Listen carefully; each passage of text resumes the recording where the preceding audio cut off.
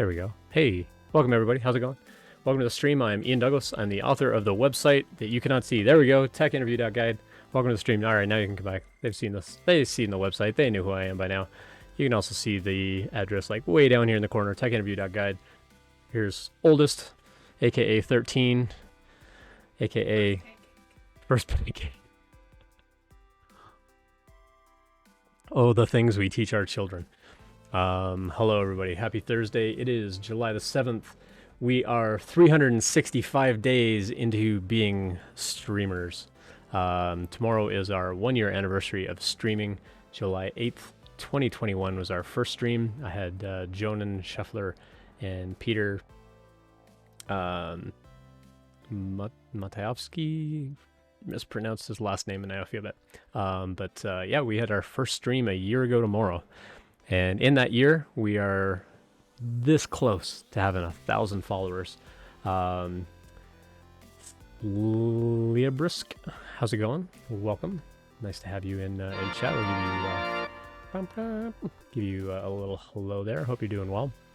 Yeah, we're just hanging out on a Thursday night. No real plan or theme for this evening, but I did have a whole bunch of stuff that I wanted to kind of show people that I built up on the website. And we will get going with a few things.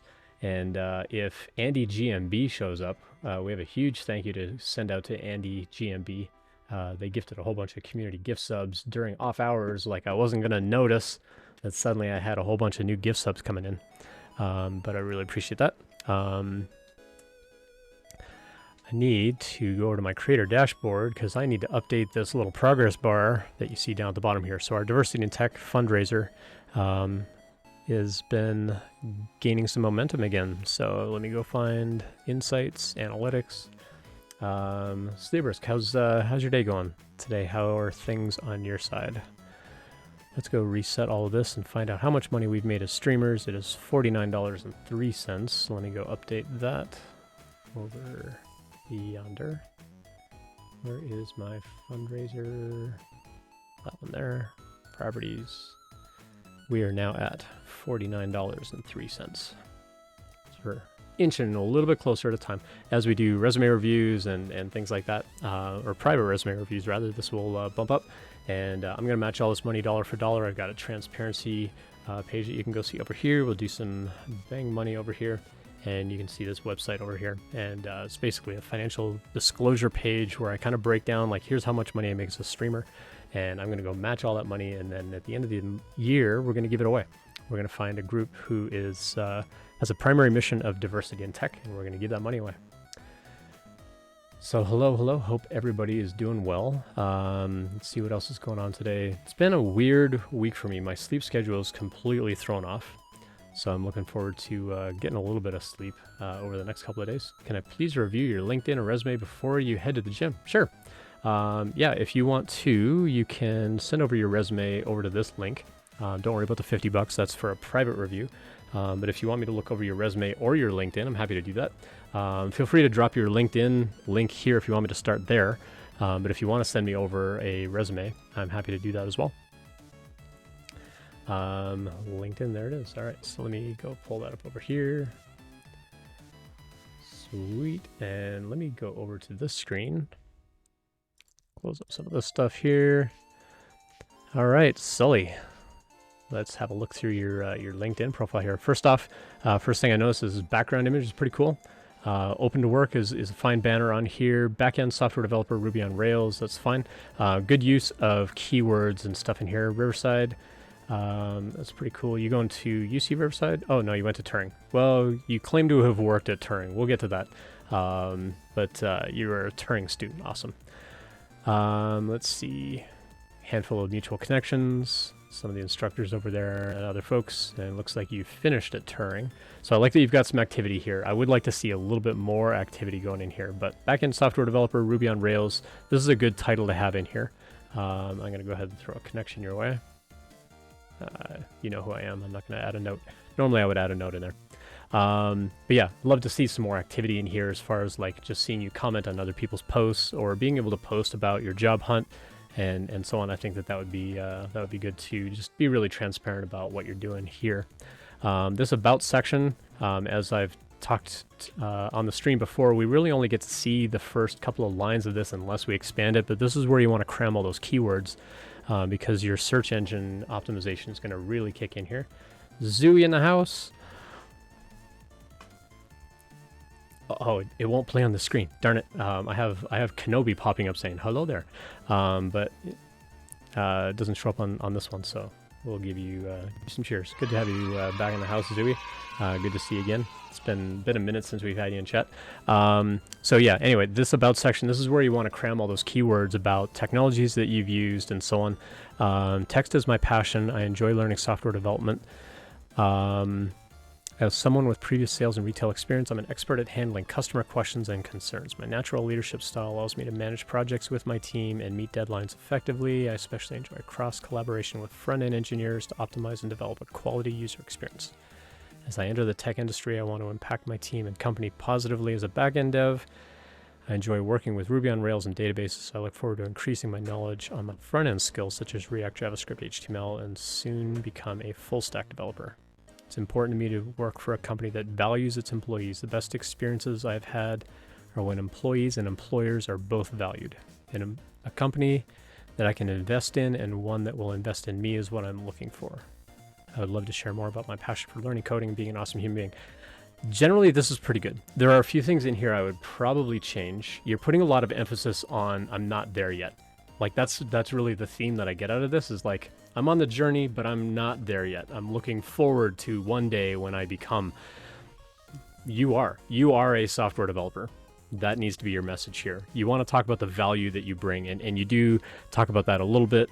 I enjoy working with Ruby on Rails and databases. You meet deadlines, and you're looking forward to, or you put a lot of emphasis on user experience. All that stuff is good. But there's a lot of ask in here as well, what I would call an ask of what you're looking for in a company. Is it bad to have that in here? Not really, but this is really where you want to cram a lot of keywords about the things that you do, like API development, API consumption, MVC, design pattern, or architecture, if you want to call it architecture, although the proper terminology is going to be design pattern for MVC. But being able to talk about a lot of the technologies that you've used and learned and where you're continuing to grow, I think would be good in here. Having your email address in here is fine. Anybody that's going to connect with you will get to see that contact information later on. But yeah, you want to be careful like asking for too much here. You really want to promote, like, this is the value that I bring. So up at the very top, you're calling yourself a backend developer, and you call yourself a Ruby on Rails developer, but like you don't mention anything in here about like what kinds of projects you'd like to make, what kinds of applications you'd like to make, where your sort of expertise is. The fact that you know test-driven development, that you can follow good software design principles and things like that. You want to put all that kind of stuff in here as well. You have a lot of room in here to use. I think you've got something like 5,000 characters or something that you can fill up in here. So make use of that if you can. And right now, this is all one giant paragraph. I'd probably break it up into like a couple of smaller paragraphs where like one is a little bit about you and your background. One is a little bit about the technologies. And then you can have one at the very bottom about I'm continuing to learn. I want to become a full stack dev. I want to grow in JavaScript and React. The downside to having things like React in here and front end is if someone's looking for a front end developer with React, your profile could pop up. And they're going to look through it, and they're going to look through all of this and go, you don't have any React experience. Like, what are you talking about? And then they're going to look and go, oh, you want to learn React? Okay, well, you're not the candidate I'm looking for. Which, you could argue is like, well, I know I'm not the candidate that you're looking for because you're looking for a React developer and I want to learn React someday. But you have to be careful putting keywords on here about things that you want to learn and the direction that you want to go as far as naming those technologies, because you could show up on a search. And so you generally only want to populate this with terms of things that you actually know now. You can definitely say like, I want to grow and become a full stack developer by utilizing front end technologies and things like that, but maybe don't name them. Otherwise, it can lead to confusion there. I'm glad I got your perspective on that. I didn't see it that way until now. Yeah, I mean, that's why I'm here.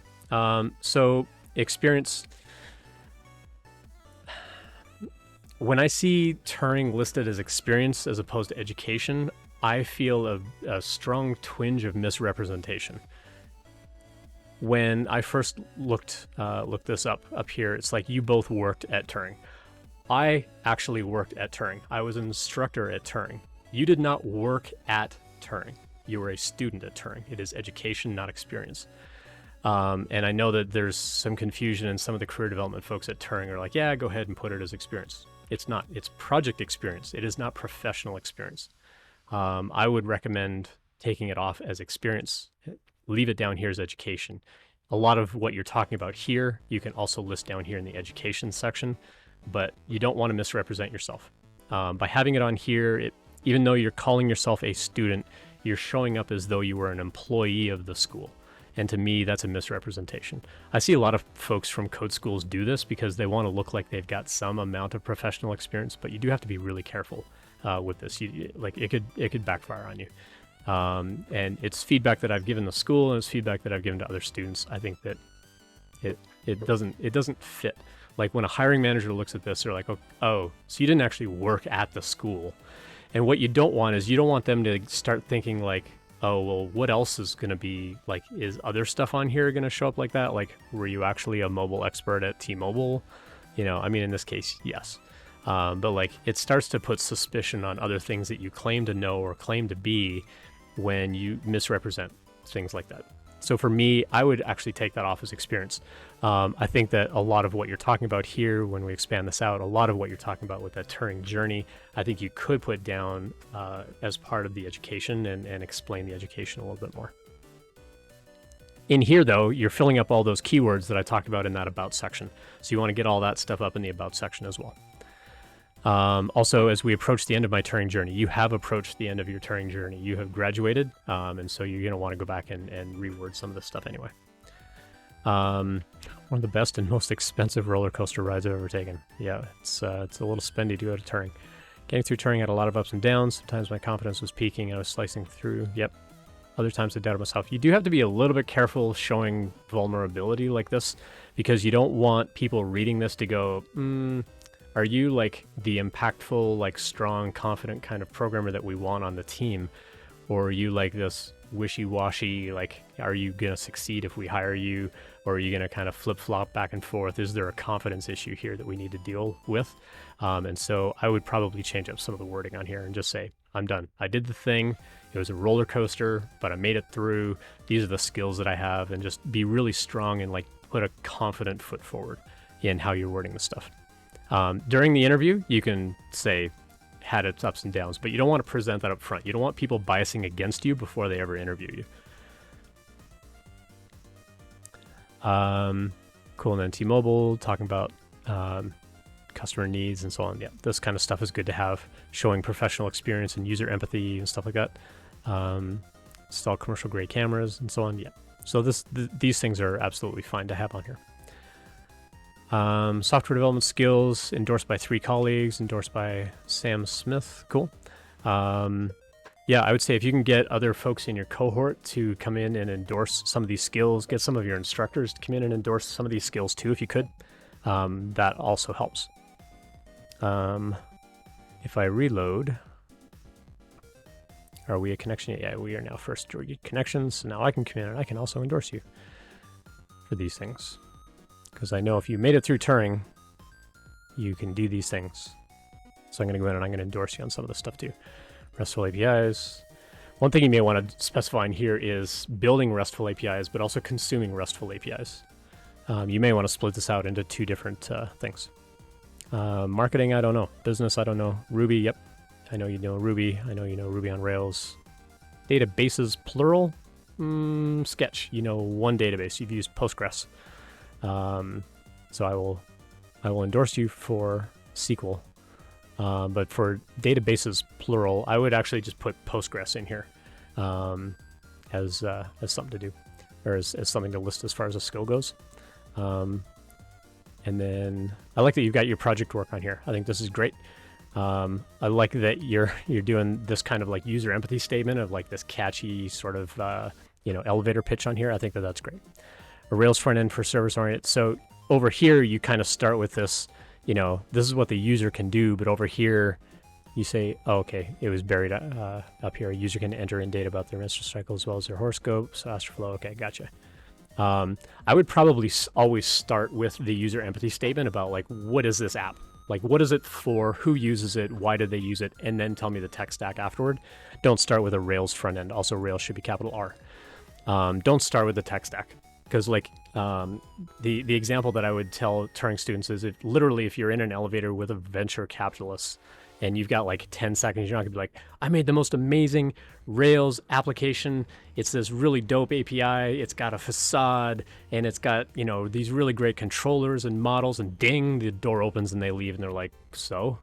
Like, but you know, if you get in there and you start with, I built an app for a user, this is what they can do, and this is the impact that it has on their life, that's way more compelling. They don't care how you built it. They want to know what you built. So always start with the what and then put the how afterwards. Sweater weather, yay. It's one of my favorite projects. So yeah, I love that you've got your project work on here. I think that's great. You put dates on here too, which is fine. Generally, when you're building out a resume, you probably won't put dates for the projects on the resume. Having them on here is fine, but you probably won't do that on a resume. But having project work on here is good. One thing that I would like to see in here is, was it a group project? Was it a solo project? What were your main sort of learning opportunities? Like, how did you grow during the project? What did you do? What was your responsibility as part of a group? And then, you know, talk a little bit more about technologies that you used and you know, things like that. And then interests, game taco. Okay, cool. So yeah, overall, not bad. Not bad. I'll give you a good job on this one.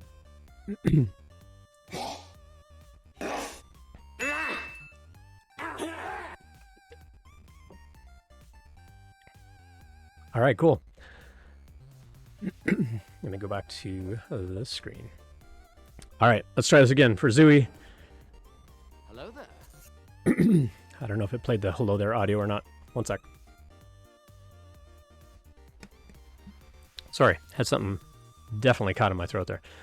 All right, so yeah, thanks for the LinkedIn link over there. I'm happy to do LinkedIn reviews and resume reviews and so on. You're welcome to send those over at any time. You can send over a resume over here. I'm actually collecting resumes, so if you want to send me a resume anyway, next Thursday we're going to have Tiff Bites on the stream, and she and I are going to do a whole bunch of resume reviews. We've got 6 resumes, and she teased it on Twitter with like a whole bunch of red pen marks, like a teacher going through and like, you need to do this and you need to change this, and like just tons of red ink all over the virtual pages. So I'm pretty excited to hear her perspective on these resumes coming in, but I can always use more. So go ahead and send me a resume and let me know. Hey Whip, good to see you in chat. Go ahead and send me a resume, even if you don't want me to review it live like tonight on the stream. Go ahead and send it in to me anyway using this link over here, because we're going to need a whole bunch to go through. And I've got a whole bunch of people lined up to be on the stream. So let's go talk about that. I'm actually going to go back to the screen. So I did a whole bunch of work on the website last night. So if we go over to the money page, I updated all of this. This was updated a couple of nights ago, so it's not quite up to date. We're a little bit ahead of where this is as far as income as a streamer. But yeah, just to recap, we actually gave away $3,500 to Hack the Hood, and then my employer's matching another $1,500, so we'll have given them $5,000. I don't have a recipient yet for second half of 2022, so if anybody knows of a 501(c) registered charitable organization whose primary mission it is to increase diversity in the tech industry, I'm happy to consider them as the recipient of whatever funds we raise. We're going to do another fundraiser in October, and we're just going to keep this fundraiser open. Like, I'm hoping that we can raise another $1,500. That's my goal, is let's try and raise another $1,500 over the next 6 months and see where we get with that. So all of my streamer income is going to be in here. On the live streaming page, I talk about this and platforms, and it's going out on Twitch. I may start live streaming over on YouTube as well if we can get some traction over there. But I went through and I updated the schedule on here, and I got, look at this list of potential folks that I have lined up. And so there's one more on here that I need to move. Assad has agreed to be on as well. So they're a senior dev at Stripe. So So next week we have an engineering manager from Vox Media. It's Tiffany. She goes by Tiff Bites here on Twitch. And then we've got a product manager from Google that's going to be on Sunday. And then I'm not streaming next Thursday. The following Thursday, the 21st. I will not be streaming. And then that Sunday, I think I've got something else planned for that Sunday. I'll be streaming, but I have something else planned for that. And then on the 31st, we're going to have Laura, who is a tech writer and has done some really interesting stuff in data science. So we're going to be talking about maybe like transitioning in and out of tech roles. And then Matt Glezar, who is known as Strager here on Twitch, has agreed to come on the stream on the 4th. And Mike Elsmore, who is a DevRel person from the UK, they've also agreed to be on the stream. And so all these folks are literally around the world. Till Carlos is in Vietnam. He goes back and forth between like Dubai and Vietnam. He's going to be in Vietnam, and so we're trying to get him like later in August. A lot of folks in India, folks all over Europe are on this list right now, and we got folks from Netflix, Coursera, Stripe, just all over the place. Microsoft. So I got some really cool folks that are just really itching to come on the stream. Also, Taylor Dayson. If anybody knows Taylor Dayson, I don't have him on the list. Why is Taylor not on the list? We're trying to figure out what day. So I may stream kind of like an off day stream, maybe on the 20th. I'm trying to find out exactly when that's going to be. But I may stream with Taylor. Taylor normally does like a daily live stream on LinkedIn, and he's agreed to also come on the stream, but it may only be for a half-hour stream. So it may be a relatively short stream, and it might be like in the middle of the afternoon. Maybe on the 20th. I'm trying to confirm that date with him. So all kinds of folks lined up as far as scheduling goes. And then the last one is the daily email series. I've been going through and rewriting this, and I could use some help on some new beta signups. The newsletters are not yet ready to go, but if you want to go over to this link here that I've posted in chat, but if you add $beta equals yes on here, you're going to get the new and improved beta signup. And so go to this link instead. It's basically the same link. You're just adding a query parameter of up here, beta equals yes on the URL. When you enter your email address here, it's going to put you in a completely different database. But what you're going to notice from here is you're going to have a completely different signup. So if I do UUID equals, and this will be my signup page. Let me go find that. I'm going to show you what the new signup page is going to look like. So when you get the confirmation email saying like, click here to confirm that you want to be a subscriber, you're going to come to a page that looks like this. And it's like, okay, you got the general tips newsletter. How many days do you want to wait between messages? So I'm going to let you pace out how frequently you want to get these messages. Do you want them every day? Do you want them every 3 days, every 5 days, once a week? And then what day do you want to start them? And so it's got a little calendar pop-up. It's not popping up here on the window for some reason, but it'll pop up and you can actually specify when do you want to get the next message. So if you're going on vacation and you want to wait 2 weeks, you can come in here and you can set this date 2 weeks from now, and that's when you'll get your next message. Preparation tips. And so I'm also breaking down like what each of the newsletters are all about. So general tips. Right now there's closer to 35 messages in here. It's just going to be general tips and advice, growth mindset kind of stuff, handling phone screens, introductions, rejections, negotiations, all this kind of stuff. That's the general newsletter. Preparation tips. This is going to be building resumes, cover letters, doing company research, how to actually apply for the job, what to study, how to study. That's going to be the preparation one. This one's actually getting closer to 40 messages in that mailing list. And then the current mailing list. So if you just go to the regular daily email series and you sign up, it's basically a mix of these technical questions and behavioral questions. I'm basically splitting those out into 2 different newsletters. These are pretty much ready to go. The technical and behavioral ones are pretty much ready to go. They're pretty much finished. I got a couple of extra ones that I'm reformatting and updating some of the content. The preparation tips and the general tips, I've got maybe another 20 or 30 messages out of all of these. So of the 35 plus 40 of the 75 or so messages going in these newsletters, I've got maybe 30 more that I have to go through and reformat. And they take an hour or 2 per message as far as like going through and just editing the content and formatting it nice so it actually shows up. Once these are ready to go, I'm going to start cranking these out. So if you want to try that beta sign up, go to that last beta link that I posted up here. Hey, Denzil, good to see you. Thanks for dropping by. Thanks for the first time chat. Good to see you. So if you want to go check out the beta sign up, you can.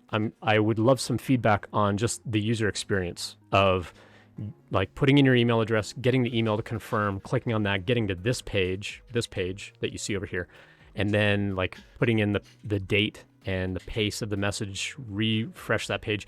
And basically that URL that you see in the browser, that's your URL. If you share that with anybody, they can go in and they can unsubscribe you. If you want to unsubscribe, you just uncheck that checkbox. And then you go down to the bottom and you save, and it will unsubscribe you right away. You won't get any more messages from that newsletter. And so you can come in here at any time and you can subscribe, unsubscribe, resubscribe to any of these newsletters. As soon as you get the last message in any of the 4 newsletters, it unsubscribes you from that newsletter. And when you get unsubscribed, whether manually or through the automated process from the last newsletter, so let's say the behavior tips one here is the last one that I have. When I get the last message in that series, which is the wrap-up message, it's also going to delete all of your contact information out of my database completely. Until then, I've got to hang on to your email address because I have to be able to send you the emails. But as it sends you the last message in the series, it unsubscribes you from that series. And when it detects that you have no more series, it completely unsubscribes you. If you ever come back then and resubscribe, that UUID that you see in the URL, like mine is the 97B8, blah, blah, blah. If I get completely dumped out of the database and I sign up again, that URL changes. So you're going to get a new unique identifier every time you come in as a subscriber. So I've got a lot of contingencies in here, but I would love to get feedback from folks on what you think of the user experience. So if you could help me out, just play with it, tinker with it, subscribe, set those pacings and things like that. I'm not actually going to be sending messages to this anytime soon. I'm still going through and like reformatting things, and I may warn people on the stream like, hey, I'm going to send out like a couple of beta messages over the next couple of days, and so you might actually get some of that content once I'm ready to actually start sending those out. And then once it's ready to go, all the software is done. I just set it as a cron job, and it's just going to start kicking that off every day and sending out those newsletters. But I think the coolest part of it is like, how frequently do you want to get those messages? And you can come back and you can change this at any time. If you decide like, hey, I've been getting this behavioral tips like every day, and that's a bit much, I want to do it like every 2 days or every 3 days, you just come in here and you set that. Or you can just say, you know what, I want to wait a week before I get any more behavior messages. You just come in here and you update the date to say, okay, I want the next one to show up on the 13th of July. And you hit save and it'll be updated from there. So I'd love any kind of input or feedback on that subscription setup from there. But you have to start with a & beta on the URL in order to get to the new beta flow, to get this link to do the sign up and all that kind of stuff. But yeah, if you could help me out and just test it out. And I may periodically go in and like clear people out of that database over time. But if you want to start by doing that beta link, it will look like this. So if you just want to try out the beta sign up that's over here, I'm not actually going to be sending those newsletters yet. But if you want to try it out, I would appreciate any feedback. Any emails that you get, you can reply to that email and it comes straight to my inbox. So even the confirmation of like, click here to make sure you really want to be a subscriber. And that takes you over to that page where you can then go in and actually subscribe to the newsletters. I'm curious like how that whole user workflow feels, whether you detect any weird bugs or anything like that in the software or in the messages that you get, if there's anything that looks funny. Take screenshots, email it to me, like whatever. I would love any kind of feedback on that. Are the messages, too wordy? Does the confirmation make sense? All that kind of stuff. So looking for any kind of assistance you can give me on that. I would appreciate it very much. All right. I know I missed a whole bunch of stuff in chat. So let's go back and see what's going on. So Zooey's like $3,500. That's awesome. So that was all you folks. So you all raised pretty close to $1,750. It was just a little bit shy of that, and so I basically topped that up, and then I matched that $1,750. So we gave him $3,500, and then my employer is kicking in $1,500 per calendar year, which is amazing. So they were really excited when they heard that I was doing this thing for diversity, and so they're like, "Give us the details, and we'll forward on that check." And so they're going to match that $1,500. I don't know when that's going out to them, but Hack the Hood's going to let me know. And then, yeah, this next batch that we give away at the end of the year, that one won't get matched because I'll have used up all of my calendar year from work. But starting next January, we're going to reset again. We're just going to raise money for the whole year. So we're going to choose like one recipient over the whole year, and they're also going to get $1,500 plus whatever we raise as a community. And so I may do a couple of giveaways, like maybe one per quarter. Whether they're 3D printed things or not, I don't know yet.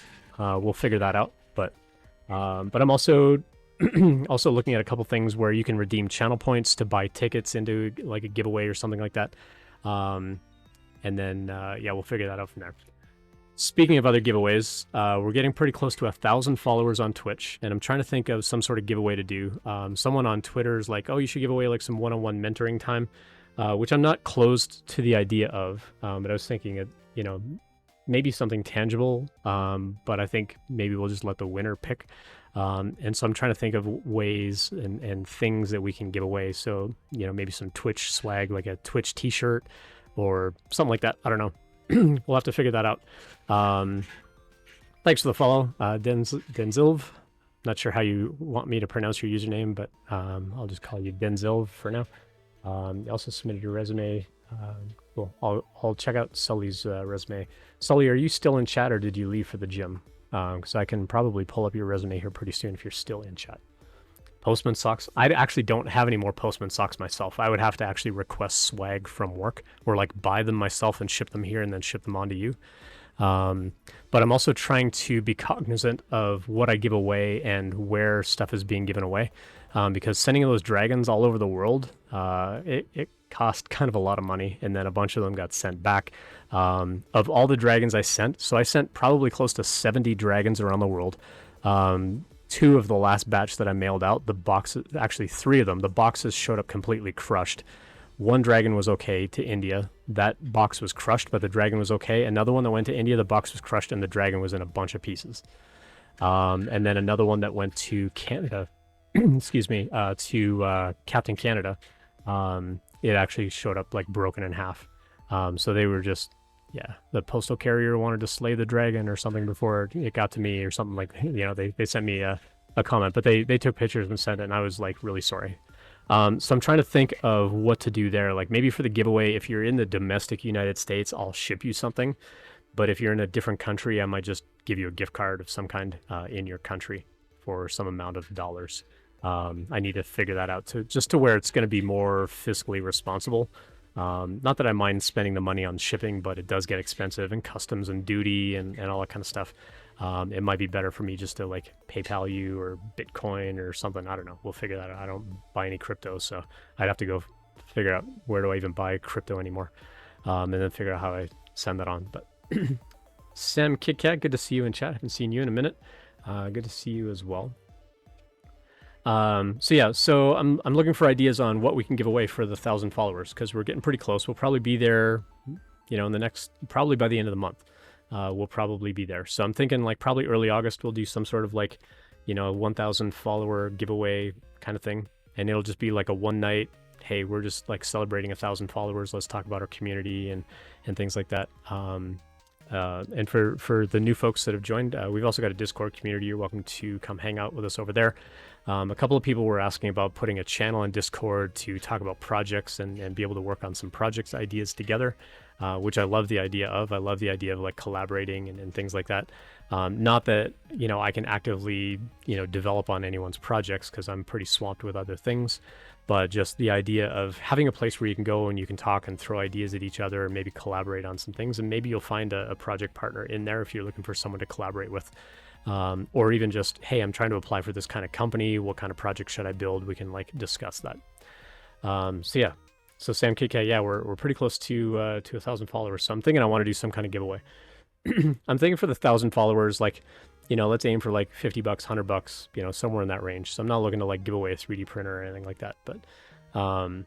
But for the giveaway in October, it's going to be like another month-long giveaway. I was debating like, oh, should I do these dragons that I've been talking about, like these new, you know, big giant 3D dragon models, but that's actually quite a lot to ship. So that's not going to be very feasible. When we did the giveaway last fall, I actually, like, of all the winners that won the 3D printed dragons, one of them, like, one person actually got a big 3D printed dragon like that, and I shipped the whole thing in a big giant box for them. So maybe I'll do something like that as a surprise. Like, you're just not going to know it. It's just going to show up or something, but like maybe a Lego kit or something like that. That's kind of what I'm thinking for this 1,000 follower giveaway. We'll figure that out. But I can certainly use some ideas. So if you think of anything, send me a whisper on Twitch, or if you're watching, this later on YouTube, you can reach out to me on any of these social channels. I'm Ian Douglas 736 on Twitch, on LinkedIn, on Twitter. Send me a private message. Connect with me. Send me a private message if you've got ideas. Maybe something in that $50 to $100 range. And like I said, if you're in a different country, then we'll figure something else out where I'm not actually like shipping something tangible to you, but it might actually be like a gift card or something in your area, for that amount of money, like whatever we decide that's going to be. Whip was saying, what do you use to manage my newsletter? It's all custom software that I wrote myself. So it's using Airtable and Python and Twilio, SendGrid for actually sending the emails, and some of the interface of the actual web page of like subscribing and like getting your settings and stuff like that is using serverless functions on DigitalOcean. So that's my tech stack for managing the mailing list, and then actually sending the messages is done on a DigitalOcean droplet. So it's a running droplet that I pay for every month. But yeah, it's all custom handwritten software because I wanted very specific controls over letting people pick the pace of how frequently they wanted the messages, when they were going to get the next message. I wanted an interface where they could just drop in, control that stuff, hit save, and like all that kind of stuff. So I wanted like a lot more control over how that happened. And so I wanted to just write my own for that. The mailing list that has been going out, that's also like handwritten. It's all just Python running on the DigitalOcean instance, and it's just going through a database as well, just looking at who the subscriber is, what's the next message in the series that they get. The only thing I really did different here is it's got another layer of like which newsletter and where are they, like which message do they get in that next newsletter. I've also made it easier for me as far as flexibility goes for injecting messages in the series, so I don't just stack new things on the end. So for example, on the preparation newsletter, the first couple of messages are talking about resumes and cover letters. Well, if I come up with some new content later on about resumes, I don't want to like tack it on at the very end. So, you get a whole bunch of resume stuff and then you get like 40 other messages and then suddenly you get another resume tip. So I've given myself the flexibility of how I can inject that at the beginning without somebody getting duplicate messages later on because all the number sequences shift. I've actually put gaps in the number sequence, and then I had to write an algorithm of like what's the next file that they actually get to go open that file, scrape out that content, go send it over to SendGrid and things like that. So it's pretty fun to build. I'd be happy to like nerd out and show that off sometime if people are interested. We can do like a tech stream sometime and kind of go through like how I built it and what kind of algorithms I used and stuff like that. Sam Kikat said, my only idea I can think of is a subathon. I mean, subathons would be great, get a bunch more money into the diversity and tech fundraiser. I'm not close to that idea, but I'm thinking like I'd like to give something away. So for the 1,000 followers, I'd like to give something away. I just don't know what that's going to be. So we'll figure that out. We got a little bit of time. We got probably a couple of weeks before we hit that 1,000. So if you got ideas, like send me messages, let me know. Sully is still here. Sorry, Sully. I know you were trying to go to the gym. I just saw your message that you're still here. Let me go pull up that resume. Let me go pull that into...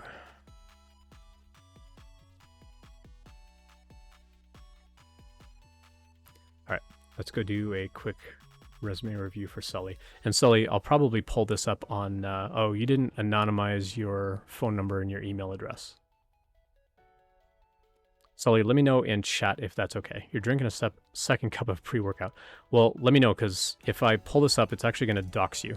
I can... actually, I'm going to scroll down just a little bit. I'll have to be careful not to scroll up too far, because I don't want to show off your phone number stuff. It's okay. Cool. So skills block at the top. I love seeing the skills block. I hate the vertical bar separator though. And I think that you could do a better job sort of grouping these things up as far as like technologies go. So I like to see like all of my languages and frameworks on a line, and then like libraries that you've used on another line. So, on that second line, it would be things like Figaro, Bcrypt, Active Record, Capybara, things like that. You don't list Faraday on here. I'd probably get Faraday on there. Simplica, Pry. Although for the test-driven ones, you may want to put just a test-driven development subheading on here as well. So I like to group them up by these subheadings. So I would do like languages and frameworks, and you list like Ruby, comma, Rails, comma, HTML, CSS, SQL, JavaScript if you feel comfortable putting any JavaScript on there. But if it's on the resume, it's fair game. Second one, then I would say like libraries, and that's where you would list, well, I don't know, technically Rails is a library, but I would leave that under frameworks at the top. But on the library one, that's where you would list like Active Record, RSpec, Figaro, Bcrypt, and so on. And then under that, you could just say like other, and you could list like Postgres, Git. There was some. I was actually on someone else's channel yesterday, and they were kind of asking people like, is GitHub a skill? Is Git a skill? Like which one? Or do you put both on a resume? They had a couple of hundred people in their chat, and everyone's like, GitHub's not a skill. GitHub's like a web wrapper around Git, which I agree with. I've told people the same advice. Like GitHub isn't really a skill, but there are tools within GitHub that are skills, like the GitHub workflow. GitHub project, things like that. Those are skills because you're actually using a tool for a specific thing. But just the Git interface of like browsing files and like looking at the history files, that's just a web wrapper for like Git log and things like that. That's not really a skill. Merge, file or like pull requests and merging those in. It's just a web wrapper around things that you could be doing on the command line. Things like GitHub projects and the overall like GitHub workflow and things like that, that's kind of a skill. But GitHub itself, I would probably take off as a skill. And then I would probably have another line where you're talking about things like OAuth. You also don't mention like API development, API consumption. You definitely want to put those on there. But list like OAuth, debugging. Debugging, is that really a skill? I mean, it is a skill, but is it something you need to mention? That, like, to me, that feels like an expectation. Like, you better know how to debug. Like the same way that I would tell people, like, don't put VS Code on here. Like, you've got Atom on here. Nobody cares what editor you use. I would take Atom off of here.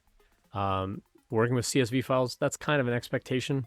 If you're a backend developer and you're loading things into a database, doing ETLs and stuff like that, that's kind of an expectation. Same thing, I think I saw JSON on here. Like, that's not a skill. That's a file format or a data format. It's not a skill. So take those kinds of things out. So yeah, I think you could do a slightly better job grouping these things up. Technical projects, I love that you've got a GitHub repo on here as well as production links. I love that. Definitely keep those on there. I love that you're calling out group projects, solo projects. Good job there. The dates are not all kind of up against that right margin. So if you built this in something like Google Drive or Google Docs, you can actually make a right formatted margin, and you can push all these dates against that right margin. And I would do that for all of these dates because you got all these dates, all at different points, all the way down the page. And you really want to line those all up on that right margin as much as possible. The next thing I would do is wherever that date lands over here on that right margin, if you really want to have this span multiple lines, you want to inject a line break somewhere in here so that all of those dates are kind of isolated and you don't let any text go underneath that date. You want all of those dates to kind of be like its own sort of column in that sense, like its own sort of visual column on the right side of the page. And so I would line them all up. I would shorten all the months to just 3-letter months. In this case, you've got April, comma, year, February, comma, year. Here you don't. So I would just do 3-letter month, like APR space 2021. You don't have to necessarily put what time span it took you to build the project itself. I think that's something that you could bring up at the interview, but is it really important at this stage for you to tell me that it only took you 2 weeks to build this? It's a school project. We understand that when we're looking at your resume. I don't think it's necessary to tell me how long it took. Having the date on there is also kind of optional when it's a recent project. This project from April 2021. Wait, did you go through both programs at Turing? Or was this supposed to be April 2022? Because little SD shop, that was also a back end. Sweater weather is back end. But the dates on these are out of order. So yeah, I'm a little curious on that one.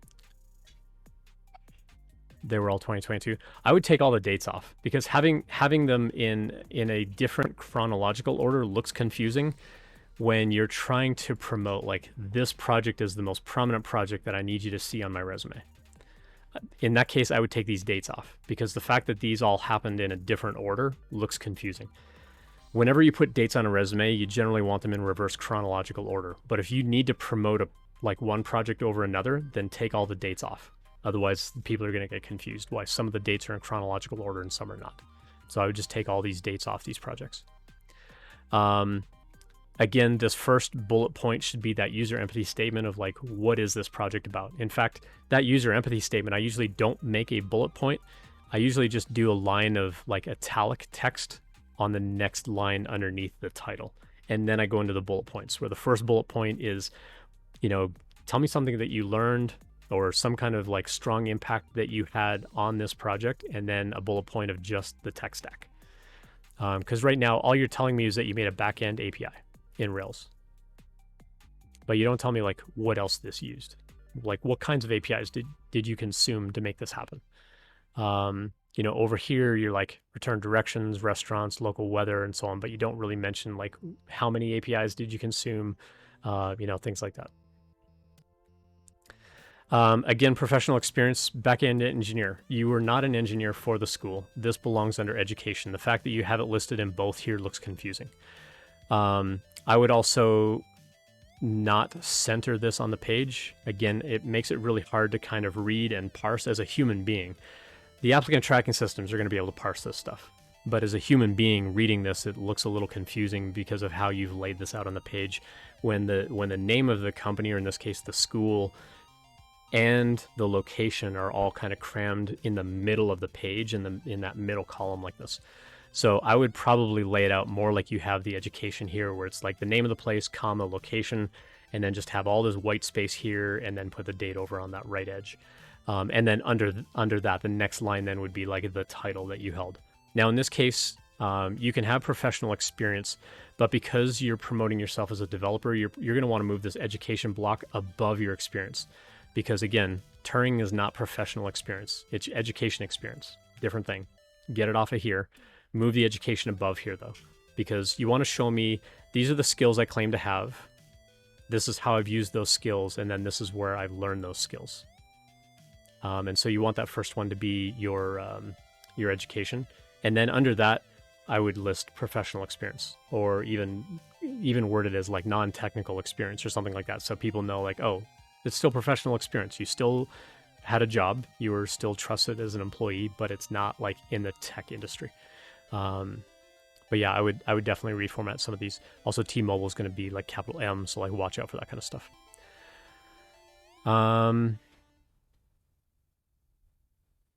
And then yeah, some of this is kind of repetitive in here, like the accreditation or whatever on at Turing. Like, again, you're kind of duplicating that stuff. So I would just axe this completely out of here as professional experience. Now, that's going to leave a bit of room on the resume. And so you've got a choice. You can put a summary at the top, or you can put a fourth project on here. Or you can just explain a little bit more about the projects. I would probably just keep it to 3 projects and explain more about the projects. I think by the time you add that line of the user empathy statement and another bullet point of like the impact that you had, or your primary learning goal of the project, like API consumption was our learning goal, or implementing OAuth and, factoring in authorization or something like that was a primary goal of this project, or something like that, then these things are going to take up a little more vertical space. Would 2 jobs be okay for experience? Yeah, totally. Yep, that would totally be fine. Hey, Blacksmith Pop, good to see you. Thanks for dropping by in chat today. Just looking at anything else that I missed. Hey, Oliver Codes, good to see you in chat as well. Oliver here from Polywork, cool. Yep, so Oliver is someone from Polywork, where I kind of like put a thing out there saying like, hey, I'm looking for people to be on the stream. And Oliver was one of the folks that dropped by and said I'd be interested. So chatting back and forth with a lot of folks on Polywork about timing and like, do you want to come on a Thursday stream or on a Sunday stream, what that's going to look like and so on. Anyway, those are my initial thoughts about the resume. Overall, like pretty clean layout. Aside from getting these dates all up against that right margin. So do that in GitHub or in Google Docs. Just go make a right margin, and then when you hit tab in here, it'll just immediately like push that date all the way up to that right edge. And that way they'll all be locked against that right edge. And then, as I mentioned, like anytime that you've got text like this that's potentially going underneath the date, you want to like do a hard carriage return or a soft carriage return. So shift enter, because if you do it like just enter, it's going to make a new bullet point. But if you do shift enter, it's like a carriage return without a new bullet point. And that way, if you really need that text to be on multiple lines, you can. But that way the text isn't going underneath those dates, and you end up with a nice visual column in that right side. But yeah, I love that you've got the deployed links on here. Again, as a hiring manager, I've said this on the stream a bunch. As a hiring manager, getting to experience what you've built is way more powerful than just going and looking at the GitHub repo. So good job overall. Cool. Let's go back. Oh, I'll give you a good job over here. Let's see what random one it pops up. Love it. Keep doing it. Keep it up. Keep it up, bro. You're the best.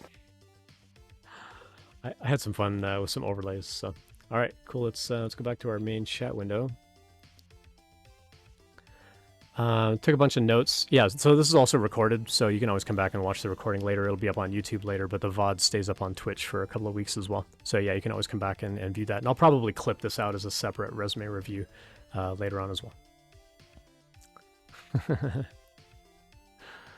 Yeah, I found all kinds of really interesting like green screen kind of things to pop up. So I mostly got them for when people redeem channel points to do a job post roast. Of like whether it was a good job post or a bad job post. I have way more in the bad category than the good category. I think I've only got like 5 or 6 of the good ones with the thumbs up and, you know, the little like ping pong balls that drop and things like that. But I got a lot of, you know, like this one's garbage. And you get some really interesting ones. Zooey, if you want to, oh, Zooey did change the lights to the Nemo. So Zooey, if you want to change the lights, I think it's, you actually redeem channel points now for Nanoleaf, and it'll ask you the name of which one you want to set it to, and it should set it from there. Sam, wanted to share that I got a job offer, only for it to be rescinded. What? Why did it get rescinded? I'm curious what reason they could possibly give why sending you a job offer and then a week later pulling that job offer. That's awful. I'm sorry to hear that. Whip is asking, what's my favorite energy drink? Typically coffee. I've not been sleeping well the last couple of weeks. And tonight I am drinking Nas. I blame Loyal Moses for this. He's really into these nitro mango energy drinks. And honestly, this does almost nothing for me. Typically I would get up in the morning and I'd have like a big, like 20-ounce tumbler of iced coffee. And I ran out of coffee. That's not contributing to my lack of sleep. I don't know what is. I'm just not sleeping well at night. But yeah. So Zooey, there's a channel point redemption now for the Nanoleaf. And so instead of doing like Bang Batman, you'll do channel point redemption for, and you'll pick Nanoleaf from the list, and it'll ask you for which one you want. And in the case of Batman, you actually type in the Batman, and then it'll change the lights up there. So if you do Bang Nanoleaf, it'll give you the instructions on how to set the Nanoleaf lights, and that's just a channel point reduction or redemption. I've got another new one that you may notice on there as well. They trolled you hard. They last minute asked me to do another interview with someone super high up, and after the very short and rushed 20-minute talk, I guess he was like, nah. That's awful. That really stinks. I'm sorry to hear that. Oh, it's Bang Nanoleaf, lowercase n. Stam Kick Out, I'm really sorry to hear that. It's bad enough that companies are like ghosting people, but now to hear that they're rescinding offers just makes no sense. Like if you've gone through the interview process and you've proven to them that you can do the work, and then suddenly they're like, well, this one last person wanted to make a decision. That sounds like they were using that as like an excuse not to hire you. But that's an awful way of treating a candidate. I'm sorry that it happened. Even though everyone I talked to that would have been on the team working closely with me all really enjoyed talking with you. Yeah, that's really awful. I would definitely hit the company up and say like, hey, like you sent me an offer. Everyone on the team says they really enjoyed me. Like, what happened in that last interview? Like, I need some feedback. I would, at that point, because they sent an offer and rescinded the offer, you should demand feedback to find out what happened. Like, I would be on the phone like, no, I want you to tell me what happened in that interview that I no longer have this job. There are cases where, like if you already had a job, for example, if you already had a job and you get that offer and you accept the offer and you quit your other job, and then that other company ends up not hiring you, you can actually sue them because you've also quit the other job. And now you have loss of income, and that other company is responsible because they made a job offer and then they pulled the job offer. They can be legally responsible for it, because if you've already resigned your other job. In this case, though, I think it's your first tech job, if I remember that correctly. But that's still an awful thing to do to somebody. I'm really sorry to hear that. I would be demanding feedback from them. Honestly, I would be on the phone with them like every day until they give you feedback, and just say like, I don't understand what happened. Everybody on the team liked me enough to send me a job offer, and then suddenly this happens. Like, I want to know what happened. I have suspicions they never intended to hire for the role. That's even worse. Yeah, that's almost like a labor law. Is it a labor law violation? I mean, if they posted a job post, so I'm just going through scenarios in my mind. Like in Colorado, for example, if you want to promote an employee, you have to tell all the other employees of the company now. That's a Colorado law. You have to tell all the other employees of the company, hey, this position is open if you want to apply. Even if they're like, we really want Sam to take this promotion, but it's a promoted role, and so we have to tell everybody about it, and you might get somebody else apply. You still have to kind of go through the motions of like interviewing that thing. So I'm wondering if in this case they already had somebody in mind and you went through the process and they realized like, wait, we really do like Sam KitKat. And then they're like, but wait, we really wanted this other person in the role, so we can't make that job offer to Sam KitKat. And so then they had to pull it. But either way, like that's kind of a jerk move. But I'm wondering if that's what happened, if they had to like legally post the job and they got a whole bunch of applications that then they had to, go through and actually like interview for. But I'm wondering if it was like just an internal promotion, but they had to promote it, or they had to like publicize the job post or something. But it's an awful thing to do to somebody. I'm really sorry that happened. Thankfully, the recruiter is nice and scheduled a call to talk about possibly applying to other roles. Okay. Well, other roles in the same company though, if they've already treated you that way, I mean, do you like the company enough to go work for them anyway? Those would be things that I would start wondering in my mind, like, is it really worth like going and working there after all that? So, yeah, something to think about there. So Zooey, you're almost there with the nano leaf thing.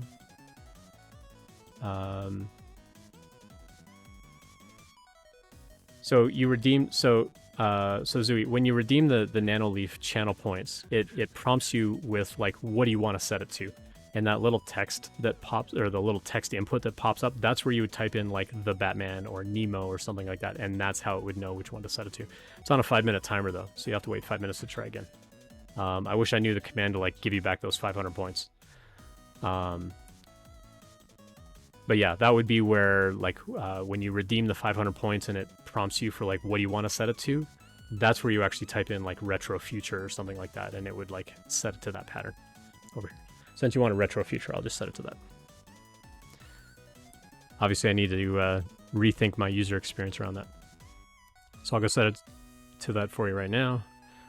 Give me a moment. Oh, I also want to get this other light bar here behind me that you see glowing red. I want to get that as a redemption here too. All kinds of things I need to build into my bot yet. No biggie. Sam KitKat says, I know, but the company rhymes with switch. I think I'll overlook the red flags for a little bit. Rhymes with Switch. I wonder who it could be. That would be amazing if it is who I think it is. Let's see, retro future. There we go. Set that to retro future for you. Yeah, that would be awesome, actually.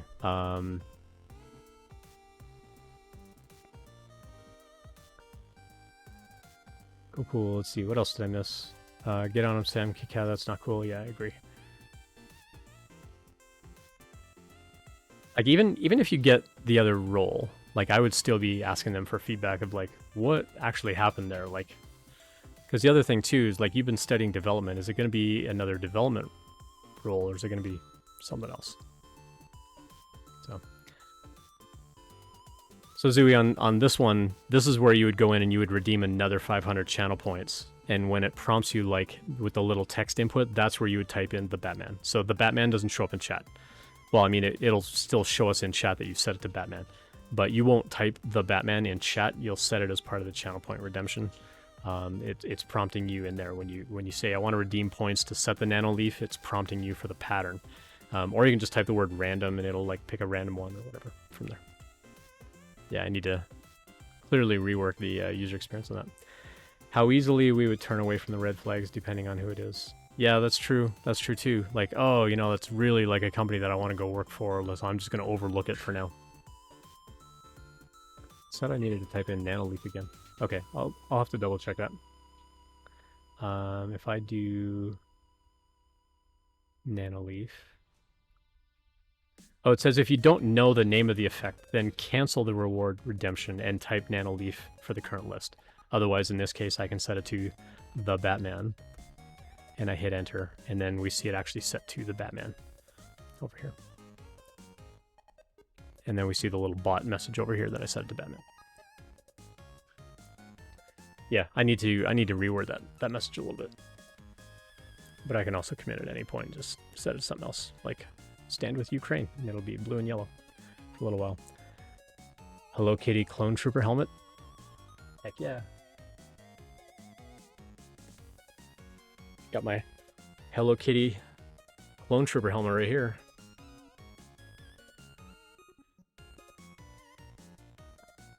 So I will wear this beast for a number of minutes while we do something else on the stream. I wanted to make it an enormous amount of channel points because I know people have been accruing them like crazy for the last year. I'll wear it for a minute to see get the effect. It's massive. I can't wear my glasses with it though. That's the downside. I'm also a little bit curious how well the audio picks up. So, can you all even hear me when I wear the thing? How well does my voice actually pick up in the microphone? Let me know if you can actually hear my voice. I could probably turn on the audio over here. That actually picks up pretty good, I guess. But yeah, here's my Hello Kitty Clone Trooper helmet. It's a little bit small, to be honest. I could use a little more room this way on the helmet. It is like squished right up against my nose. And breathing in the thing does fog up the mask a little bit. And it's also really hard to read the screen because everything is bright red. Well, it's kind of like a medium dark red color. What's that? No, I don't need to read anything just yet. But like, I can't read chat. It's like really hard to read chat. So see? It's a what? Less wheezier version of Vader. Less wheezier version. Yeah. Yeah. It's like Darth Vader without the asthma, right? We saw a really good meme of Obi-Wan, where he was talking to Leia in the Kenobi series. Is like, did you know, I wish you were my dad or something. He's like, you know, I wish I could say I was your father, you know, but I did know your mother or something. And then it like kicks over to this person dressed up like Obi-Wan Kenobi, and they're like, yeah, the last time I saw your mom, she was kind of hot. Now that I think about it, your dad was kind of hot the last time I saw him too. And like we're cracking up laughing because he's like, you know, boiling in lava and whatever. Spoiler alert, by the way, if you haven't watched the Star Wars movies. Anyway. Got to get a built-in LED screen. Yeah, maybe. get a little built-in screen. Well, actually, we were looking at some news the other day. Someone's working on augmented reality contact lenses, which would be pretty dope too. You feel like I'm ready to go DJ? Yeah, that would be pretty fun in that thing. What else did I miss? It is pretty cute. Zooey says my daughter would totally rock that. Yeah, it's a little tight on the face here, and it's just small enough that I can't wear these glasses with the helmet on. Well, I mean, the back of my head is right up against here, and then my nose is like crammed right up against the front of it. So I almost need to like heat the whole thing up with a heat gun and like squish it on the side so that like comes out this way a little bit more. But I would worry about deforming the whole thing. But yeah, it's a great little helmet for sure. Yeah, good times. You can hear me, but the helmet is pretty stealth. Yeah, for sure. It's pretty dark. I mean, down here it's pretty dark. I've been thinking about getting more of these lights. So these little Logitech lights, and I've got one kind of on my monitors here. But when I put my hands up like this, you end up seeing a lot of shadow on my face. And so I'm thinking about getting a couple more like in front of me here to like shine on me. I've got like one really bright one up on the ceiling. What's that? Well, that one's like super bright though. If you turn that one on, like I'm completely washed out. Like turn it on. So I've got like a really big one, and this is the one that I turn on when I'm like actually working on the. Yeah. So here's the helmet in better lighting, so you can see some of the 3D printing lines on the cheek over here. I got a rate of 90. Hey, CM Griffin, rating us again. What's up, CM? Can you just not light up for me? Thanks. Thanks for hanging out. Hello, everybody. Good to have everybody here. Hello there. Hope you're all doing well. Thanks for the raid. If you were hanging out here, what's that?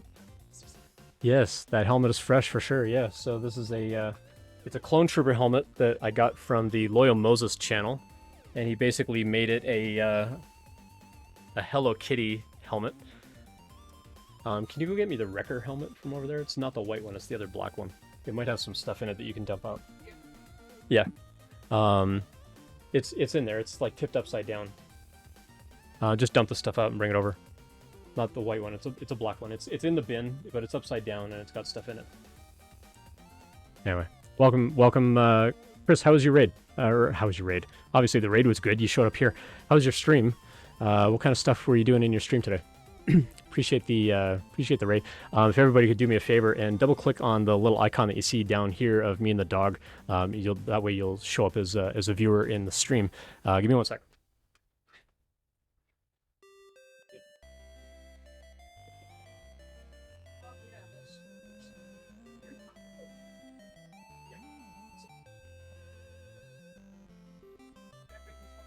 Nah, I already know what that is. So here's my other helmet. It's a Wrecker helmet, also from the Loyal Moses channel, and it's got like a big handprint kind of thing, and it's also got the red visor in it as well. This one actually fits much better. I do need to put some foam in it so it's not like this bobblehead kind of thing, but it fits much better than the Clone Trooper helmet. My kid looks much better in the Clone Trooper helmet than I do. But yeah, we need to get some foam inserted in some of these things. But yeah, it's got a really cool red visor in here, so everything you look through has got kind of that really dark red glow. They're pretty sweet. Good deal.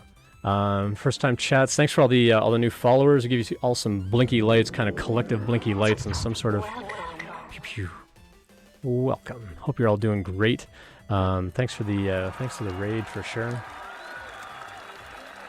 Having a look back through here, and if a fro had wings. Nice. Cool, just having a look through chat, see what's going on.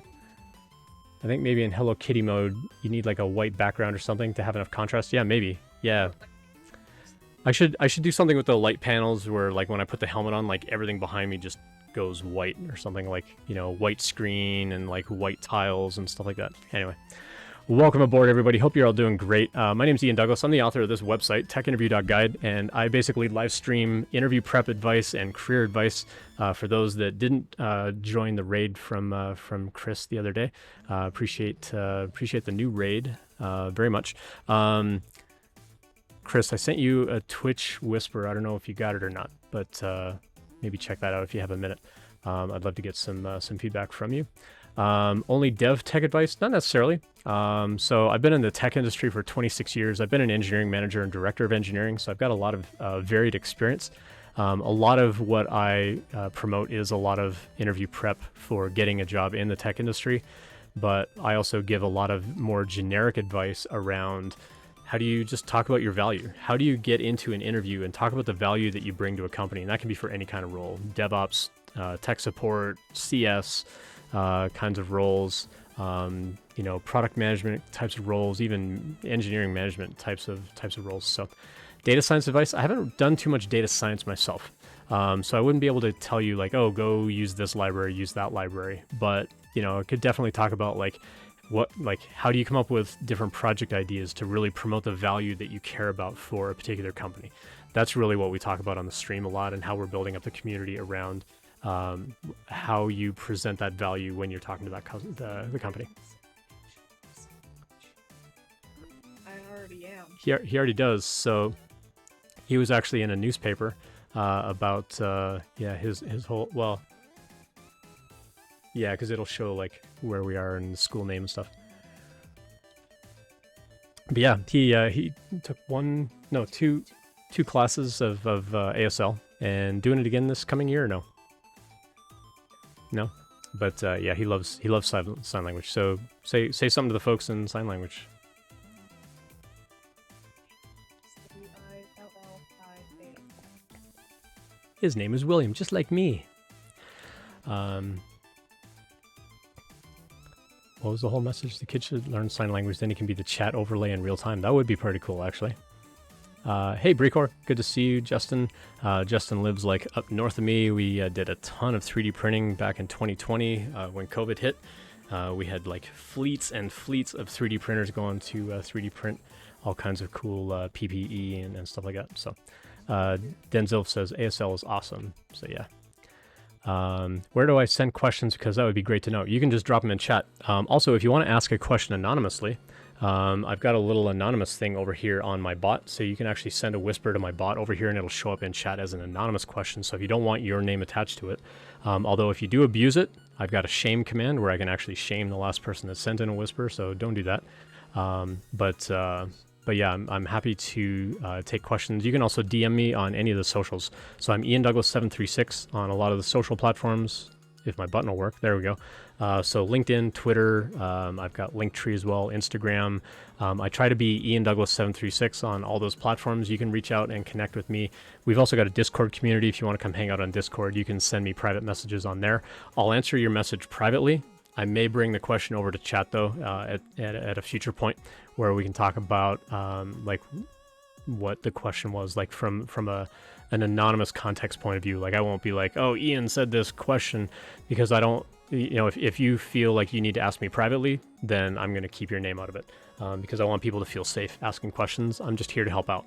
So yeah, if you've got questions, and I did see an anonymous question come in, so let me scroll back up and catch that real quick. And Chris says, yeah, for sure, I saw that. I'm less of a goal for people to reach to. I'd be happy to and talk about it if I level up my coding stream via sponsored stream. Sweet, yeah, that'd be great. Yeah, let me go find that anonymous question here.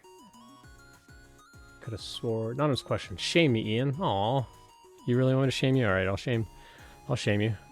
Last whisper you got was from Justin. Thanks, Justin. Yeah, no, the only reason that I built the shame command was like if somebody abuses it, then I can see who it is and I can like go moderate them. So not that I like moderating people. I mean, tomorrow's my 1-year anniversary as a streamer. We're like this close to 1,000 followers. Trying to think of some kind of giveaway to do for 1,000 followers, and I've only ever had to ban one person from the community. They were basically given all kinds of crap and grief about diversity and tech fundraiser that we're trying to do. And they started chatting all kinds of nonsense and stuff, so we kicked them out. Well, those are mine though.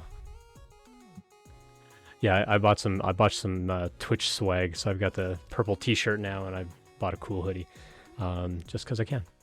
Yes, Twitch. No, that one doesn't have anything on the back, but the hoodie does. But so yeah. Anyway, my ban list is too deep. Yeah, I'm generally pretty good about it. Like the community has been pretty great. You know, we're here to support one another and we're here to help each other out. Like, you know, one person in chat earlier tonight, you know, they were talking about how they got a job offer and then like a week later got rescinded. And so like just talking through like, hey, you need to reach out to that company and like kind of demand feedback. If they got to the point where they offered you a job and then they pulled it, like you need to find out what's up with that. So it needs to, you know, just helping each other out. Like, how do you word that kind of message? What would that sound like? We did a resume review earlier as well as a LinkedIn review. So yeah, happy to do those kinds of reviews as well. I'm also looking for a whole bunch of resumes. So for folks that came over on the raid, if you could help me out with something, if you have any kind of tech resume, if you are in tech and have any kind of resume at all, doesn't have to be polished, doesn't have to be in good shape or anything like that. If you could do me a favor and send it over to this link over here. I do ask that you anonymize like your name and your phone number. So even if you like take a screenshot and like just blank out the name or the phone number, email address, things like that. I don't want to dox people on the internet.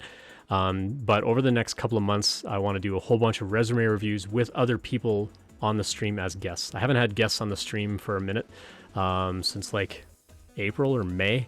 It's been a while since I've had a guest on the stream. And so part of what I like to do, like if you look over the past year of my stream, usually at least once or twice a month, I've had a guest on the stream where we can kind of share different ideas about interview prep and career advancement and do resume reviews and things like that.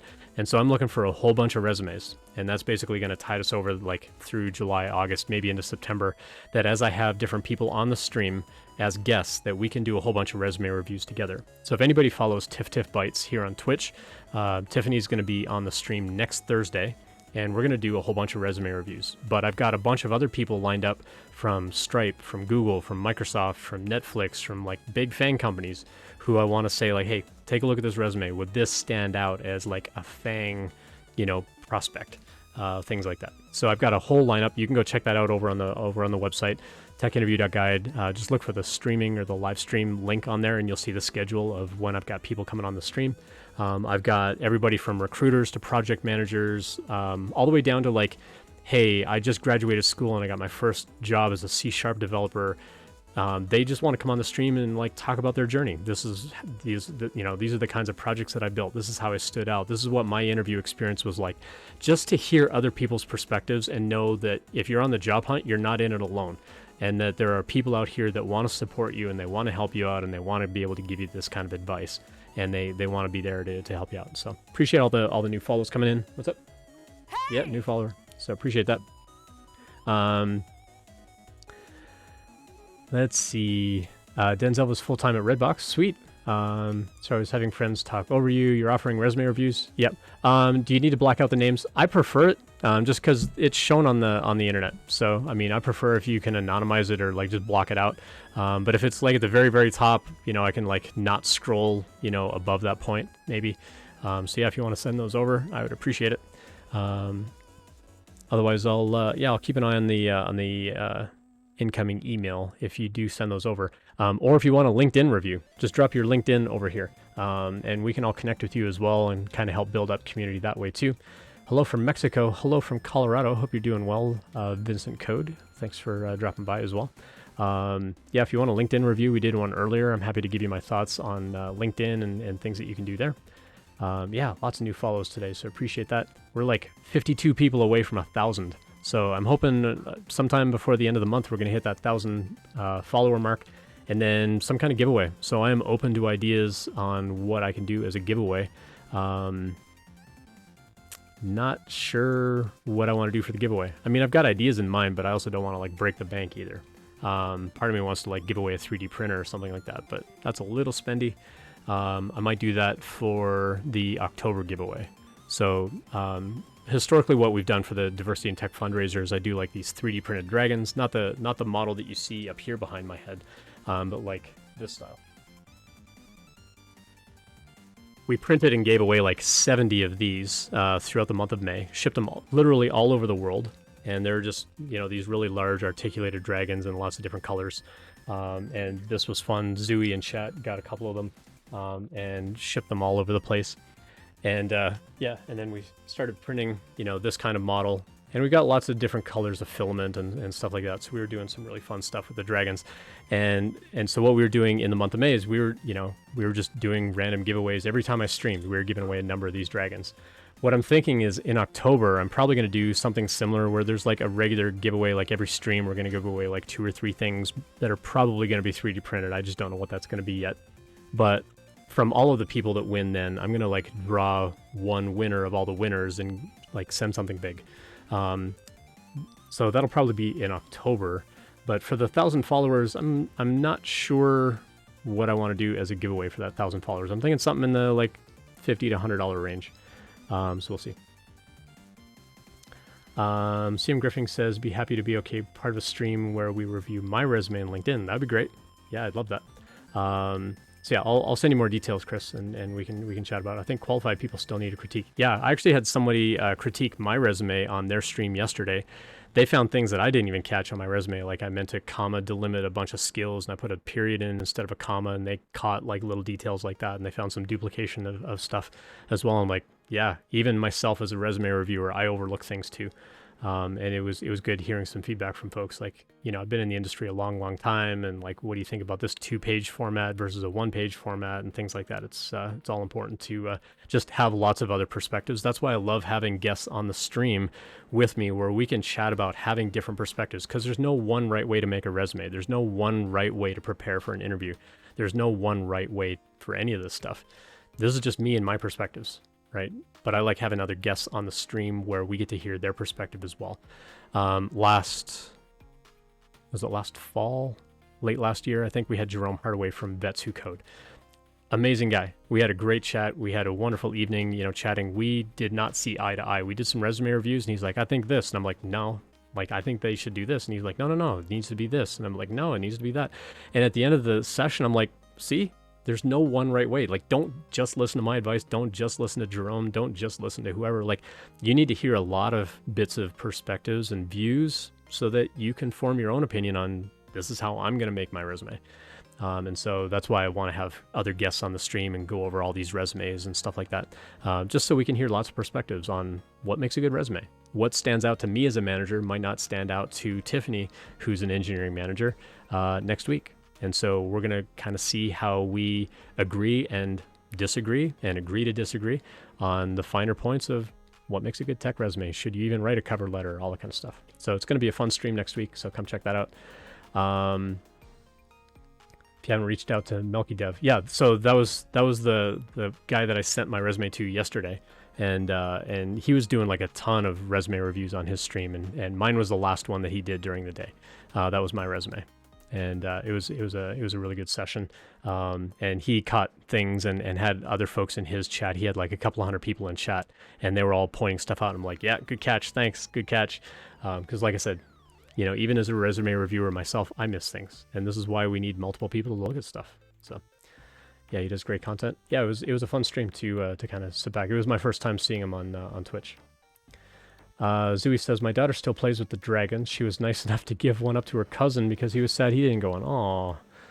Well, it was nice of her to share. So yeah, so feel free to drop questions in here. Someone was asking earlier about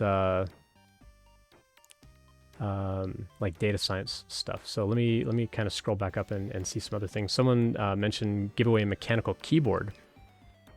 Maybe, although mechanical keyboards can get pretty spendy for sure. To add a little data point as a startup co-founder, not Fang, I'd probably interview based on the resume you showed earlier. It fit what we're looking for pretty well. Well, they're actually looking for a job, so Oliver, if you want, I'll send me another message on Polywork, and I'll forward this person's contact information onto you. I mean, if they kind of fit what you're looking for, that would be fantastic, because they are looking for a job. Let's see, what else did I miss? Sorry, I was having, nope, I already caught that message. I work for a very small DVD company. Yeah, Redbox, tiny little DVD company. Justin, thanks for the reminder to hydrate. I know I'm missing all kinds of stuff here in chat.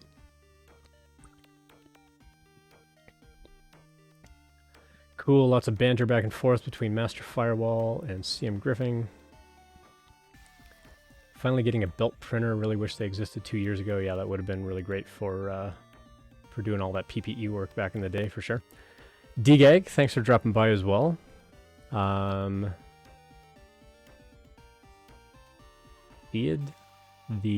Id, not sure how you pronounce your username, so let me know in chat how you pronounce that.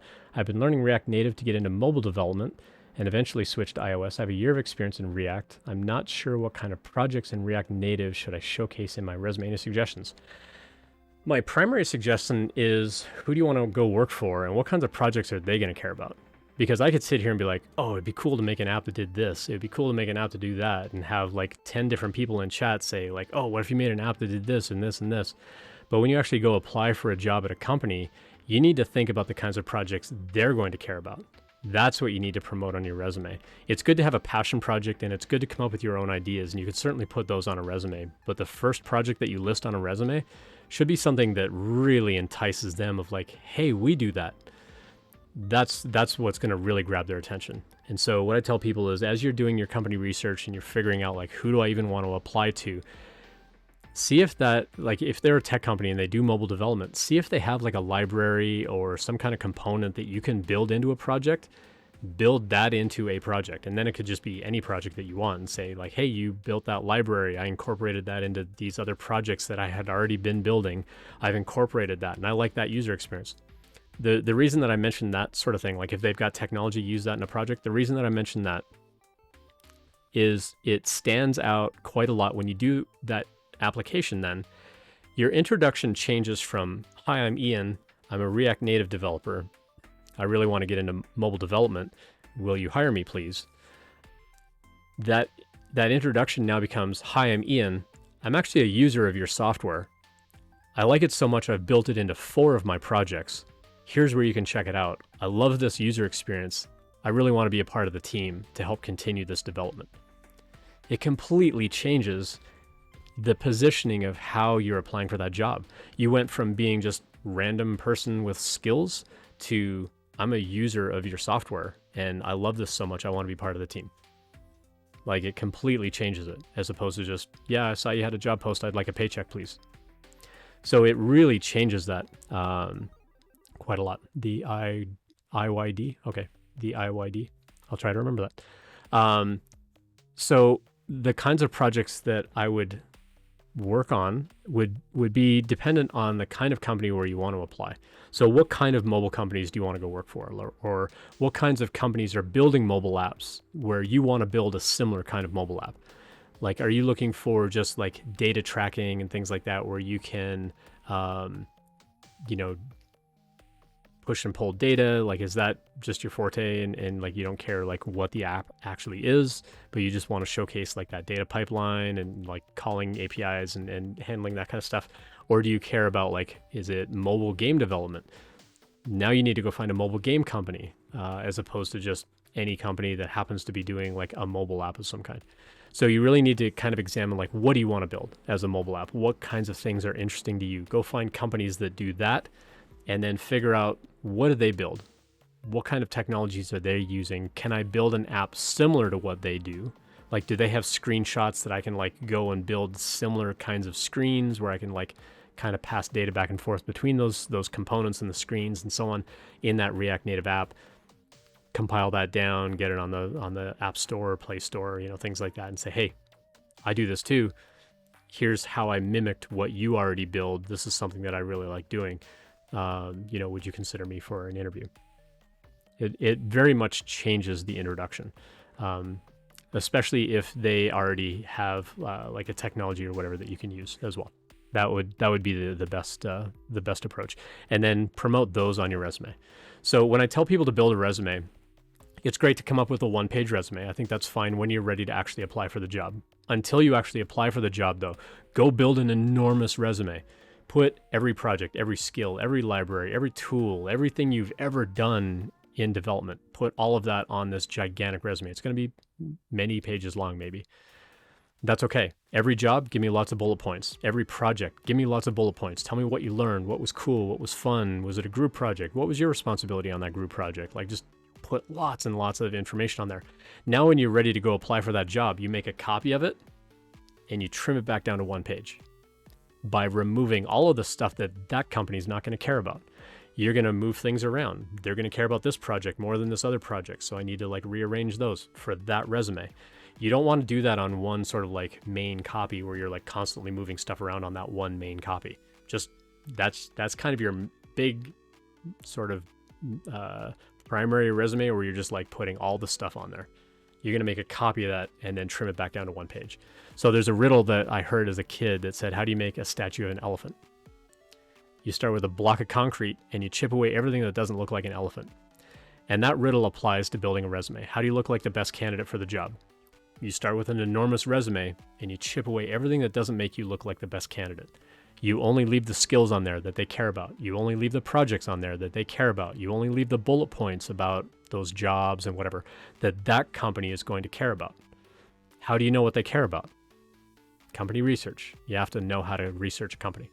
You can go check out my YouTube channel and just search for company research on there. I've got some videos on there on how to do research of a company. How do you find out what's important to them? How do you find out what technologies they use? How do you find people at the company to reach out to fill in the blanks of information that you can't find? So yeah, I would go research some companies, figure out what they do, what they build, and then go from there. Tasky Man, thanks for the follow. Appreciate that. Should I drop my LinkedIn even though it doxes me? I mean, it's not going to show your contact information. So when I think of doxing people, I'm like, don't let people see your phone number and your email address. But if you're cool with us just seeing your name, yeah, you can drop your LinkedIn over here. I'm okay with that. I did see a couple of resume reviews come in. No, one came in. So let me go pull that up. So Master Firewall, I did get that resume. So let me go pull that up here, and then we will take a peek, see what you got.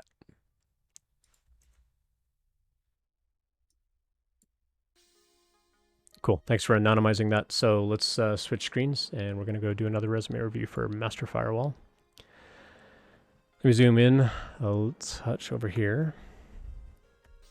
Here we go. The first thing, actually, I'm gonna start by zooming out on this. So the first thing I see is a lot of text, and it also like starts to wrap over into another page. I would generally advise like it's got to be on one page, or it's got to fill up probably at least 2/3 of that second page. So you either want to space this stuff out to where you have the same content, but make it, get down to here on the page. Like you want it to fill up at least 2/3 of that second page, or you need to trim out a whole lot of stuff so that it all fits onto one page. That would be the first thing I would do here. All right, so let's zoom in. You're starting with employment history, and your technical skills are way down here at the bottom. Me personally, as a hiring manager, I like to see those technical skills at the very top. Like I see your contact information and then the skills. As a hiring manager, I want to know in a hurry, do you even have the skill? Do I even need to read this resume? I want to be able to see quickly, do you have the skills that I'm looking for my particular job post? So I would move this technical skill block up to the very, very top.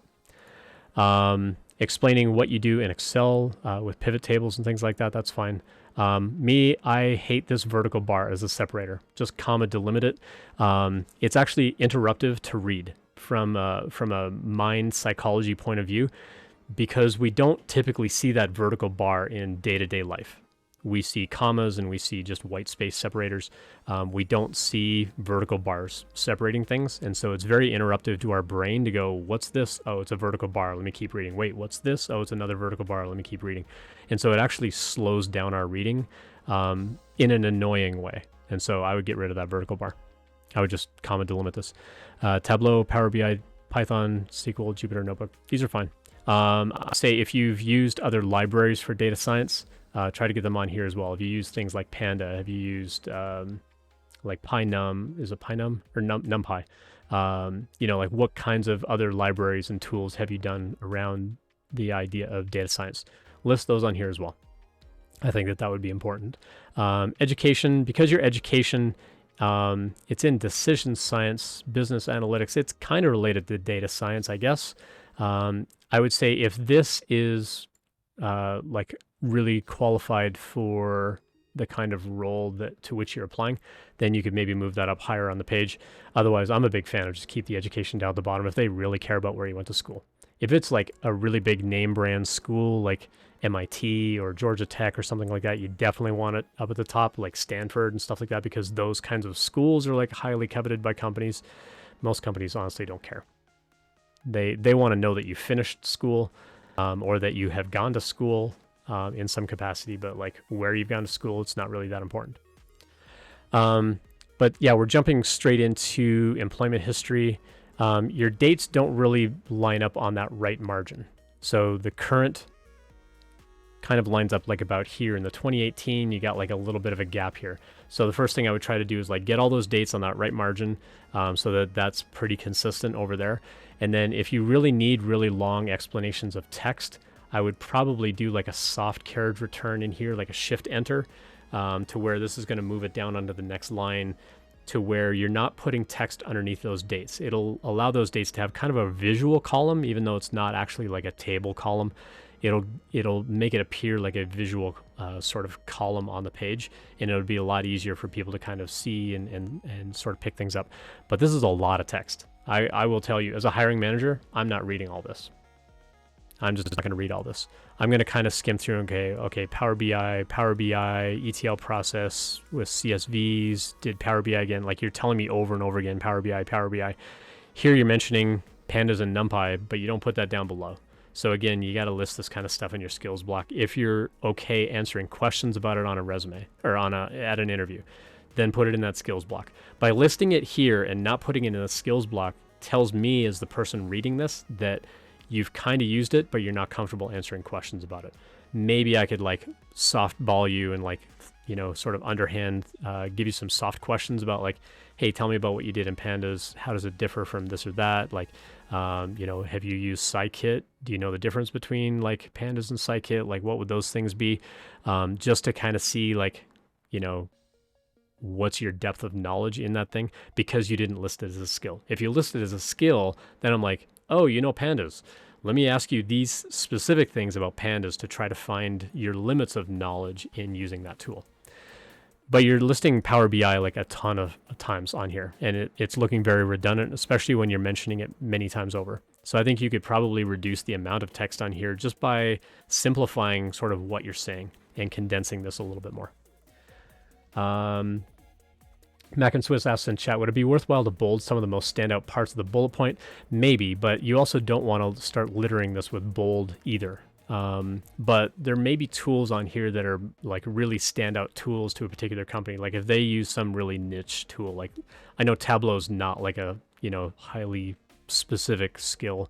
Very few people use Tableau or something like that, but this company's hiring for a Tableau and you have it. In that case, yes, you would put a bold on there. In this case, Tableau is a pretty universal tool when it comes to things like data science and things like that. So you wouldn't put a bold on there because it's sort of that expected tool chain, toolkit kind of thing that they would expect you to have. Collaborate with IT directors. GOV IT teams, is that like government? Or is that GOV, is that the name of the company? If it's the name of the company, that's fine. But how is that different from IT directors, IT teams? I would just say collaborate with IT, or collaborate with everyone in IT or something like that, and data owners. So you're giving me like a lot of people that you collaborated with. I think you could simplify that kind of statement just to where these bullet points aren't really, really long. So bullet points got their name from actual bullets, and they need to be fast and impactful. And so bullet points shouldn't be many, many lines long. For me, I like to try to keep a bullet point like 2/3, maybe at most 3/4 of the width of the page or whatever container they're in, but not be like many, many lines of text. When we read bullet points, we're generally only picking up the first couple of words, and our minds are subconsciously like blanking out the rest. And so again, it kind of lends to like where you want this to just to be a really strong action verb. Like I developed this to do this, and this was the impact that it had. And just that's really what a bullet point is. This is the thing that I did with a really strong action verb, and this was the impact that it had. A resume is basically a collection of facts of the impact that you can have at their company. This is kind of like when I read a resume, it's like, oh, you could do that here. Like you want to entice me into thinking that this is the value that you're going to introduce at my company if I were to hire you. And this is why I'm going to interview you. And so you want this to be short and compact as much as possible to where you're just really promoting that value. If you feel the need to explain a lot more of what's going on here, that's where you write a cover letter. A cover letter provides context to the facts of your resume. The cover letter is kind of like the creative writing version of your resume, where you can give me more background into like why you built what you did, why you care about the job at my company, why you think my company is the best company on earth, blah, blah, blah. That all goes in the cover letter. But it can also back up a lot of what you're talking about on the resume. But the resume just needs to be a concise list of facts of these are the skills I have, this is the value that I bring. These are the skills I have, this is the value that I've brought to another company and therefore will bring to your company if you hire me. That's really what a resume is. And so you don't need to go into like really long explanatory sentences where like I'm looking at this one specifically, like 4.5 lines of text for a single bullet point. I would, and multiple sentences. I would figure out, is each sentence worthy of being its own bullet point? If not, I would trim it out. And again, this is where the idea of building that really big resume and trimming it down to one page really makes an impact around how do we show that value in a very clear, easy to read, easy to find kind of way. I did a resume review last summer, last October, November, with a guy named Josh that I worked with at SendGrid. And Josh and I basically, we pulled up a resume and it was full of hardware. I built this circuitry. I worked on this sort of like, circuit panels and like all kinds of hardware and FPGAs and all this stuff and just tons and tons of stuff. But when I told people like, hey, send us your resume, I gave specific instructions like, give me a resume as though you were applying for a software developer job. Well, like way over, like it was a 2-column format and they had a really skinny right column and like buried, 2/3 of the way down that right column was like, they had like one little bullet point on I've worked in Python. But other than that, it was like a 2-page resume of just hardware. And like over on the side, it's like, I've completed some project works in Python. It's like one tiny little bullet point. Your resume doesn't scream, I'm a software developer. These are the projects that I've built as a software developer. It's good to show the professional experience of being the hardware developer and that kind of stuff, but it's not showing me the value of why you're applying for my job. And so one thing to think about here with this kind of resume is like, you don't need to over-explain this stuff, especially if the company already knows what a lot of this stuff is. You don't have to explain it. And so I would trim down the text quite a bit here. Master Firewall said, shorten it quite a bit. Got it. Down below, I was working both jobs at the same time just to get ahead of when you see that. Okay, I hadn't even looked at that yet. So this job was September 2018. This one ended in May 2018. So already, like to me, I'm like, there's a bit of a time gap in here. A little bit of a time gap is fine. If you have a gap on your resume, it's totally okay as long as you have a story to tell about why there was a gap, if it even comes up. It's like, oh, what were you doing between June and September? You know what? I've been working in the tech industry a long time. I took some time off. I took a sabbatical. No one's going to think twice about that. They're like, all right, cool. It also takes a while to get a job. And so if there's a couple of months in between, it's not a big deal. Where it becomes a big deal is when there's a really big gap. Like, is there a gap of like a year and a half on the resume? Now it's like, okay, well, what were you doing in that year and a half? That's a long time. Like, how are you keeping your skills sharp and stuff like that? So far, I don't see anything overlapping on here. You went from March to March. Oh, so this is the one that overlapped here. Okay. So sales analyst. So I'd be curious. So creating sales dashboards and doing Tableau and things like that. So the fact that you were still working at this sales analyst job and working for all of these other jobs, well, at least these two jobs at the same time, that would be something that you would want to explain sooner than later. Because in today's realm, there's been a lot of buzz on LinkedIn over the past year or two, more so the last like year since pandemic of like, since everybody's working from home, does anybody really know what you do during the day? And could you pull off working 2 full-time jobs where you're really only working each job kind of like half? Or maybe you're actually working like 60, 70 hours a week, but you're splitting your time across 2 jobs and you're like double dipping and you're getting like double salaries and double benefits and all that stuff. It is a thing. And so companies may worry when they see this of like, if you're working remote, are you also going to work double jobs? So that might be something where you need to explain, like, what was the scenario here? Was the sales analyst like on the side? Was it part of the same company? Was there any kind of conflict of interest that you had to take into account here? And so that's not something that you would explain on a resume. You could explain on the cover letter, where you say, like, you'll note on my resume that there was some overlap between a couple of jobs, and this was, I was doing some freelance consulting work on the side while I was working full time or something like that. Or you could just explain it in the interview if it comes up. They may not even catch it. Like, at first glance, I didn't even catch it. I mean, eventually I might have looked at this and go, why is this 2017? This is 2018. Like, and then I would have caught, like, oh, these were actually overlapping. Like, you were working these at the same time. If they catch it, they catch it. If they don't catch it and they don't ask about it, then you don't need to explain anything. You don't need to volunteer it. But if they ask, you need to have a good story about it. So I would say prepare a story, practice that story, run it by other people. Like, does this sound okay, or does this sound sketch or suspicious? Like, you want to run that by people just to kind of get their take on, does this sound all right, as an explanation for why I was working these jobs. Because you were basically working this job while you were working these other two jobs. And so, like, being able to explain that. Now, this one was fairly short. This job was only a few months long. And this one was like a little over a year. So yeah, I would probably just make sure that you have a good explanation for it. But otherwise, I don't see it as being a big deal. But yeah, you definitely want to trim this down to being one page. And I think you can do that by eliminating some of this text and only keeping the really relevant stuff that, as you're applying for a job, like, what is that company going to care about? Keep some of those bullet points and trim out the rest. What I do like is that your most recent job has a lot more bullet points than your older jobs. Like, these jobs don't have nearly as many bullet points. This job, you had a lot more bullet points, but you were also there longer. And so to me, that looks okay. These jobs, though, like, I like that this one is only 2 bullet points because you were only there for 3 months. I could probably figure out a way of, like, is that a way that you could just put a single bullet point on there instead of 2? You're only there for 3 months.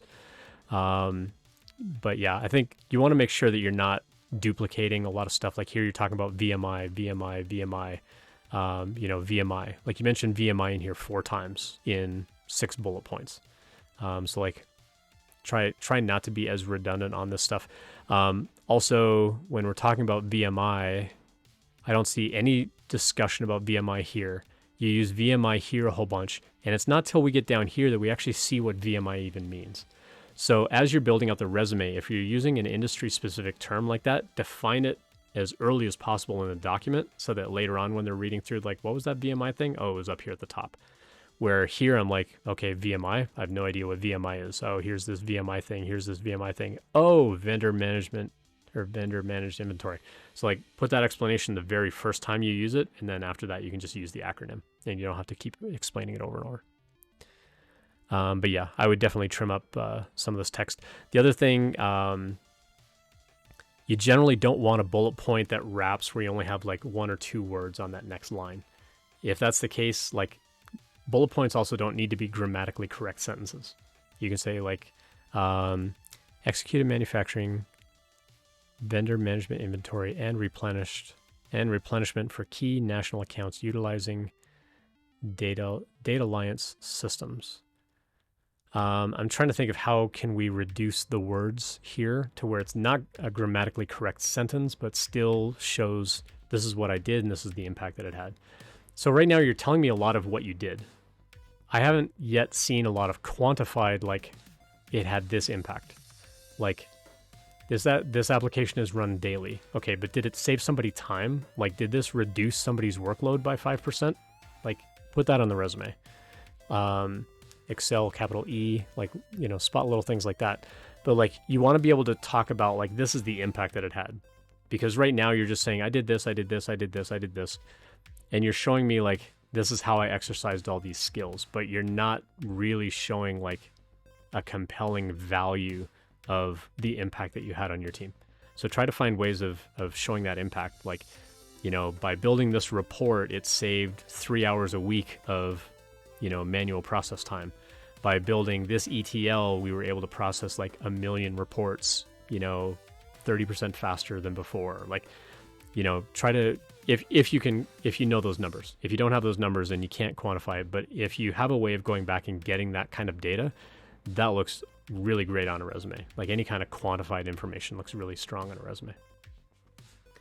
Delbird says in chat, remember HR managers are just reading for keywords. They see your resume first. Yep. And then they'll hand it off to like, you know, whichever sort of technical manager or hiring manager in that team would be screening you from there.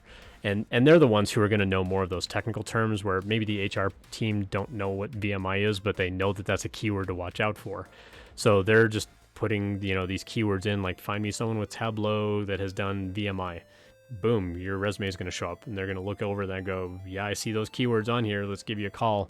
And they're going to talk to you about the role or whatever. And then they're going to hand you off to that technical manager at that point. That technical manager then is going to kind of screen through this a little bit more and look through it a little bit more for like consistency. And is like, does what you say actually make sense for how you use VMI and Tableau and things like that. But again, you know, bullet points don't need to be nearly this long. These are good bullet points. These 2 bullet points right here, like these are good length types of bullet points. But again, they don't have to be grammatically correct. They don't have to end with periods. So yeah, I think you can trim up a lot of that, get that down to 1 page easily. Cool. Overall, pretty good job on a resume. I think you can clean up a little bit. Keep doing it. Keep it up. Keep it up, bro. You're the best. Awesome. Thanks for sending that over. Looks like we got one more. Got another, looks like, is it Eldries or Idries? Are you in chat? If you want, I'll pull up your resume as well. So let me know if you're still in chat and I'll pull it up. I don't like to do resume reviews unless I know that you're here in chat to look through it. Otherwise, I'll save it for next stream. Well, I'll save it for next Thursday when we're gonna have Tiffany on the stream. Yep, you are here. Okay, cool. So let me pull that one up, and we'll do that one real quick. How are we doing on stream time? We're at 2 hours. Cool. My name goes here. That's a good way to start a resume. Cool. So again, first thing I like to do on these is kind of zoom out on it a little bit, just to kind of get a sense of like how well did you use the space on the page. I think your name could be a little bit bigger. You got a really big margin here at the top. I'd probably move all this stuff up a little bit. Although moving it up a little bit is going to leave you like a big chin, as we call it, down the bottom. You're going to have a lot of empty space down here at the bottom. So it could be a place where maybe you add some extra project work or something like that. I would probably explain these projects a little bit more. You're only giving me 1 bullet point for all of these. So we'll dive in a little bit on some of that detail. First resume of the night, we see all these dates kind of lining up over here on the right edge. So good job on that. I would probably make all of these months just 3 character names. So NOV 2020 to May 2021. University of Mumbai. You don't have to tell me when you started. You can just tell me when you graduated. Bachelor of Engineering, Computer Science. This is fine. Again, as a hiring manager myself, I like to see the skills block at the very top. I like to see at a glance, do you even have the skill? Do I even need to keep reading this page? That's my take as a hiring manager. Not everybody feels the same way, but I think having the skills block at the very top just promotes like, this is who I am. This is what I do. You got a personal website on here. You got your email, you got your LinkedIn, got your GitHub. Those are all good things to have on here. Again, not a fan of that vertical bar. That's just my take. Depending on where you're applying, you may want to put a phone number on here. If you've taken it off for the sake of not letting the world see your phone number, then that's fine. I think your name could actually be a slightly larger font. I think you could probably make that a little bit bigger. I usually tell people you get 3 font sizes on the page. Your name can be like 18 to 20 point font. All of these headers here, if you're doing more of the style of format of the resume that we just looked at, these headers could be like 12 to 14 point, and you could also do 12 to 14 point like job title. So after your name, the next line would be like the job title, where you're like full stack developer or back end developer or whatever you call yourself, and then all the other text on the page 10 point font. Everything else on the page 10 point font. Make it all the same size. Just makes it a little bit easier. That way we're not seeing like a ton of font changes and stuff like that. A little bit of style change, like some of it's bold or not, is okay, but you don't want the font and the layout and things like that to change so drastically that it becomes tiresome to read. So we'll dive in on that. So yeah, I would probably move this up top. Right away, I'm seeing that you used Redux at the job, but you don't list that as a skill here. So like just look for consistency, things like that. If you're comfortable answering questions at an interview about what Redux can do, because you list SAS on here, when humans read a list of things, here's some psychology of it. When we read a list like this, the things that we read first, we think you know better than the things at the end of the list. So when I read this list of JavaScript, React, HTML, and so on, it makes me think you know JavaScript better than you know SAS. If that's the case, then you know Redux better than you know SAS. Down here, you list SAS as a skill, but you don't list Redux at all. But if you know Redux better than SAS, why isn't Redux on the list here? So that would be something to keep in mind here. Also, MongoDB is not a framework.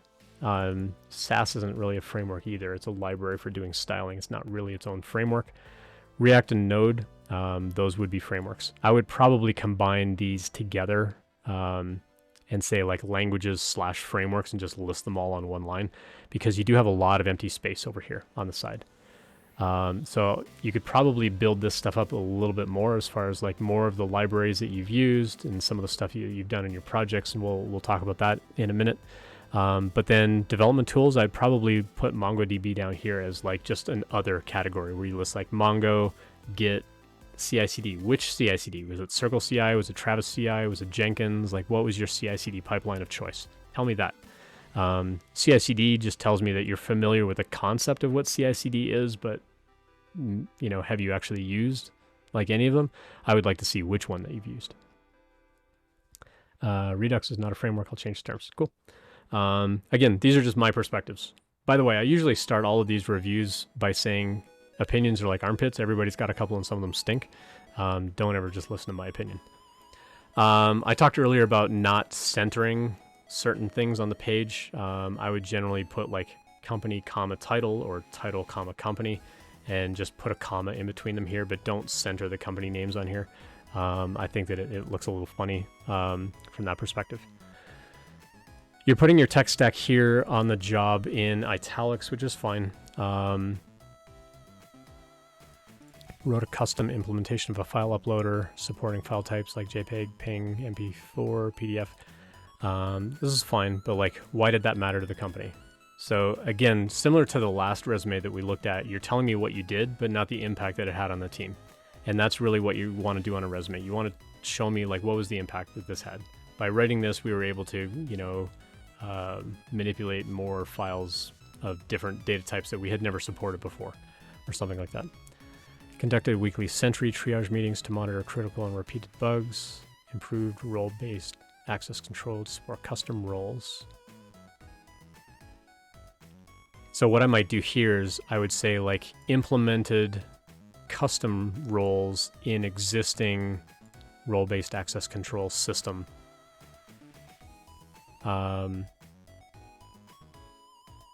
And then like you left the default roles alone, so I think you could take this out for large MSP businesses.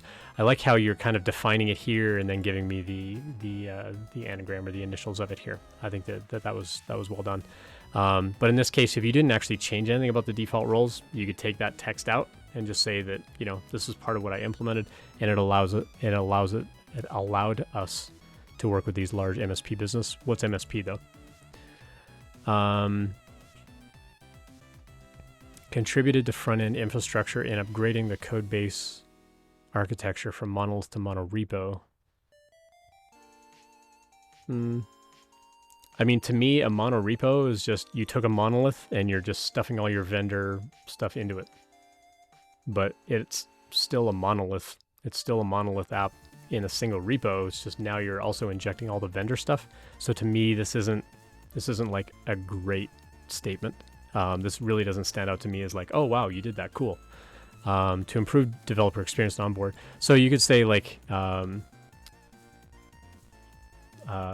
contributed to monorepo development to improve DX and onboarding. But like, what was the impact of that? Was onboarding now 20% faster, 80% faster? Like, what was the impact that had on the team? So you improved it, but by how much? Do you have any sort of quantified information on there that you can put in there? Proactively contributed to code reviews as a daily practice. I think this is fine. It sounds a little buzzwordy, like proactively contributed.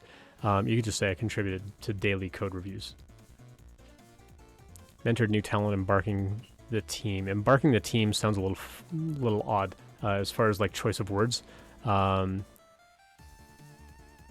If you were a mentor for people on your team, especially for new hires on the team, I think that's fine. But embarking is kind of a strange word to use on a resume.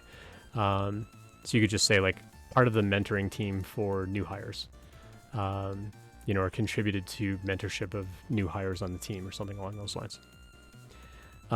Intern introduced 3 more subscription plans in the product with upgrade downgrade resulting in a 20%. This is a wonderful bullet point. You told me what you did, how many you did, and what that impact was. This is exactly what you want to do on your bullet points. Strong impact statement of what you did and how that helped the company. Added a toggle switch for auto-playing videos present in a document. In where?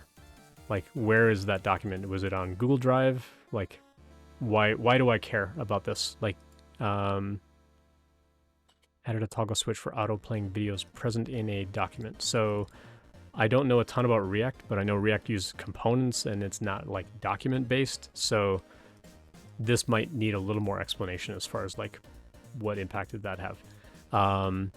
And then, could you say like based on this, like you had more user engagement or user engagement went up 32% or something like that? Like if you can find those kinds of stats, that can be really helpful. Optimize user experience by providing a button to navigate on cloning documents. Navigate on cloning, again, from a grammatic point of view, doesn't tell me what this did. You optimize user experience by providing a button to navigate on cloning documents. If you added a button to allow a user to clone a document, then you could say, worked as part of the team to allow cloning documents within like internal document management software or whatever. So yeah, I think the whole like documentation management side of this needs a little bit of explanation as far as like what that impact was. So coming back to the skills block. So again, put that skills block at the top, but I think that there's a whole lot more in here that you could probably talk about. Like, how did you build that toggle switch? Knowing React is fine, but like, did you work with components? Did you work with other kind of React libraries? What are some other things in here that you could talk about and sort of speak to? And then you mentioned Swift, but I didn't see anywhere in here how you actually use Swift. So you mentioned that as a language that you know, but none of this tells me anything about how you've actually used Swift yet. Maybe there is down here, so we'll go take a look at that in a moment. But like, again, this is why I want to see, like, this is what I claim to know, and then this is where I've used it. Having Swift on here is fine. There's nothing wrong with it, but I'm going to want to see, like, I don't see Swift mentioned anywhere down here. I mean, Android app, but Swift is iOS. I don't see iOS anywhere in here. So how did you use Swift? If you made an Android app, did you do Kotlin? Did you do Java? Was it a React Native app? If it was React Native, then you need to tell me that you did React Native. If it was Kotlin or Java, then you need to add that in here as a language as well. So a little more explanation might be needed for how you did these. So when I build out these projects, what I like to do is similar to a previous resume that we looked at, where we see the name of the project. If you can give me a GitHub repo to it, that's fantastic. If you can't, that's okay too. If it was a private project for work or whatever, then that's okay. But if you can give me a GitHub repo to it, that would be wonderful. If you can link to any kind of production app, that would be great. Like if you built an Android app and it's actually in the Google Play Store, give me a link to where I can actually go download a copy and like actually see what you built. I think that would be neat to see. And then you don't really have to tell me when you built it unless it was a really long time ago. So in this case, you went to school like 2017 to 2021. If this was a project that you built back in 2017, I might put just the year of when you developed it. If it was recent, like within the last 2 or 3 years, then you don't need dates on any of these. You don't need to put dates on a project if it was within like a recent amount of time. I would usually aim for 2 to 3 years. Anything older than 3 years, I would want to see a date on here to know like, oh, okay, you did that in Android like several years ago. So maybe you weren't using Kotlin, maybe you were using Java, maybe you were doing React Native, but it would have been pretty early days for React Native. And so like, have you kept up on that skill since then? You know, things like that. Those would be questions that I might be asking in an interview, is like asking you to explain some of that. So tell me the name of the project, a GitHub repo, maybe a live link if possible, and then tell me whether it was a group project or a solo project. I like seeing that myself, just so I know, oh, you built this whole thing yourself, or it was a pair project, you did it with one other person, so everybody, like, you both worked on a little bit of everything. If it was a group project, what was your responsibility on the group? What did you do in that team? I want to know what your responsibility was. If you give me a GitHub link, I might be able to go see that in the Git repo.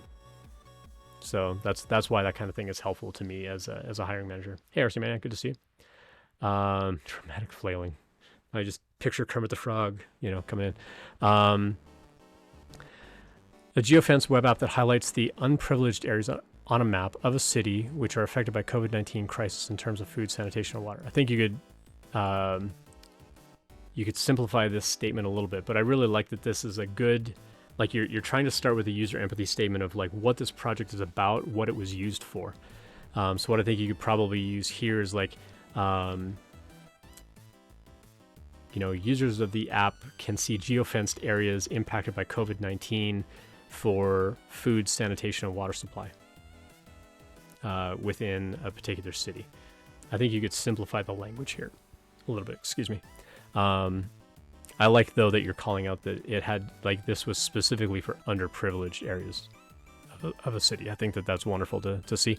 And so with a project, I like to see this user empathy statement, but then I also like to see a bullet point about, like, what did you learn by building this project? What was like a key takeaway? Like, what was a big thing that you learned, or a big contribution that you made to the project? Like, you figured out how to use Google Map API to be able to, like, do the geofence and actually, like, draw the geofence within the Google Map API or something like that. And then give me a bullet point telling me the whole tech stack of how you built this. Like, what tools did you use to build this project? Because again, coming back to the idea of your skills block, you're telling me what you know. Somewhere else on the page, I need to see how you've used that skill. And so whether that's in the project or whether that's in your work experience, if you put Swift on here, I need to see somewhere else on the page some correlation of where you've used Swift. And so by having another bullet point here for your project of these were the tools that I actually used to build the project, then it helps tie those kinds of things in. Also, when you start building out that tech stack for these projects, you might realize, like, oh, I should also add this other stuff to my skill block. I think you're going to find that this skill block is going to start to fill up a little bit and look a little more full and not have this big empty space over here on the side. So for each of those projects, I think keep that first statement of, like, this is what the app was about and how users use the app. But then add another bullet point for this was like a major contribution that I made or a major thing that I learned about the project. If you've got space on the page, tell me something fun and geeky and interesting that you want me to know about the project. And then give me a bullet point with the tech stack.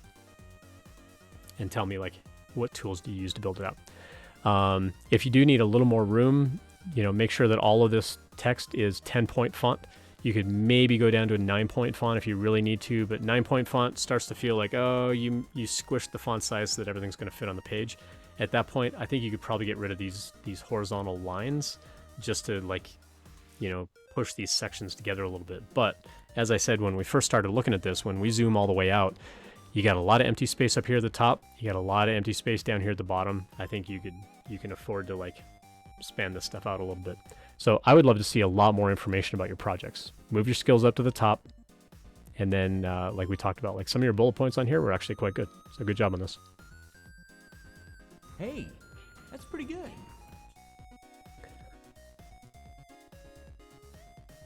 Trash Dev in the house. What's going on? Got Trash Dev here too. Everybody's coming to hang out tonight. Awesome. Good to have you here. Hydrate. Thank you. Appreciate that.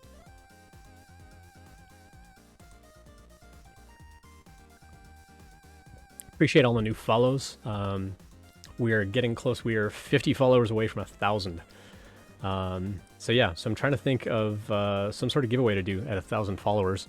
Trying to think of what can we do, something in the $50 to $100 range of some sort of giveaway. When we hit that 1,000, we'll do, like, just a big one night, like whatever night that happens, we'll just do like a big giveaway kind of thing.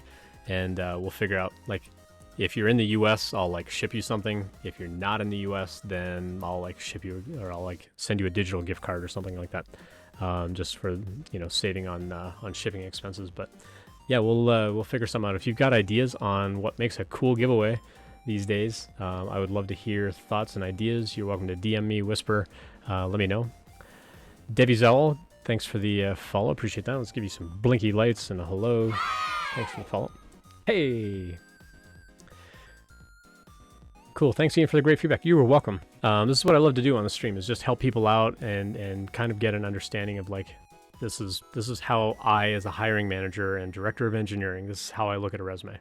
Doesn't mean you have to take my advice, but these are things that would stand out to me about like, hey, that bullet point was amazing. Do more bullet points like that, as opposed to just, here's a bullet point of what I did at the job.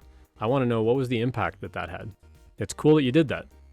Thumbs up for doing the thing, but like, how did that help? Why would I want to hire you to do that here? If it's something where it was like a time-saving thing, or, you know, the whole team got to take like, you know, whatever, more breaks during the day because we implemented this process that saved 10% of our, you know, CI/CD pipeline time or whatever, or figured out how to run our tests in parallel. So our tests, you know, went from 45 minutes to 10 minutes. So, you know, the team didn't have to like, you know, sit around twiddle their thumbs for almost an hour. Like, tell me the impact that had on the team. That's going to stand out a lot. And then you better believe that kind of stuff's going to come up in the interviews. Like, tell me how you did that, because we need that here. You know, and that's where you want to say like, well, you'll have to hire me, and then I'll show you how to do it.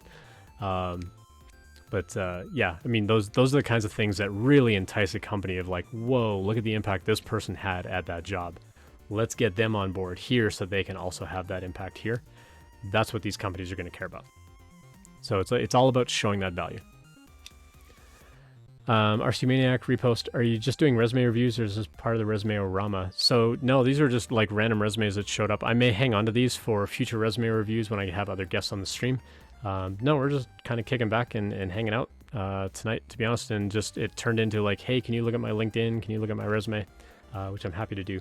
But yeah, I'm going to hang on to these resumes and keep them for a future stream as well. And I'll be sure to tell like whoever I have on as a guest, hey, by the way, I've already given feedback on this, so why don't you take a look at this and give your feedback as well.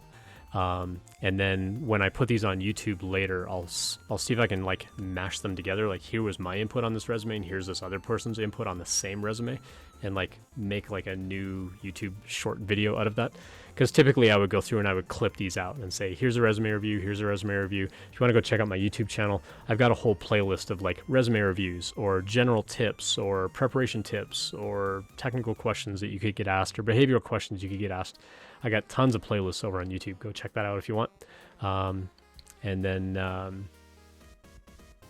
yeah, so that would be my hope, is that when I go back and sort of re-review these with someone else, that I can like mash those together and say, go grab this clip and go grab that clip, and now go make another YouTube video out of that. But yeah, otherwise we're just kind of hanging out. Devilbird asked in chat, what's my favorite book for industry peeps? Do I only have to pick one? Favorite book? Gosh. What book has made the biggest impact on me? Atomic Habits was a good book. Drive, I think, by Daniel Pink was a good book. Those are the first two that come to mind of like, yeah, that had a pretty good impact on me. What was that? Oh yeah, someone was just asking like about books for the industry. Well, in that case, what issue did I have? Oh, with the Palette 3. My Palette 3 stopped working. It just... So where you feed the filament into the bottom, there's that little bar that actually pulls the filament up. That skips. I've taken the whole assembly apart, put it back together per their instructions, and they've sent me additional instructions, and I sent them like zoomed in little video of like, this is what's happening, and they're like, ship it back.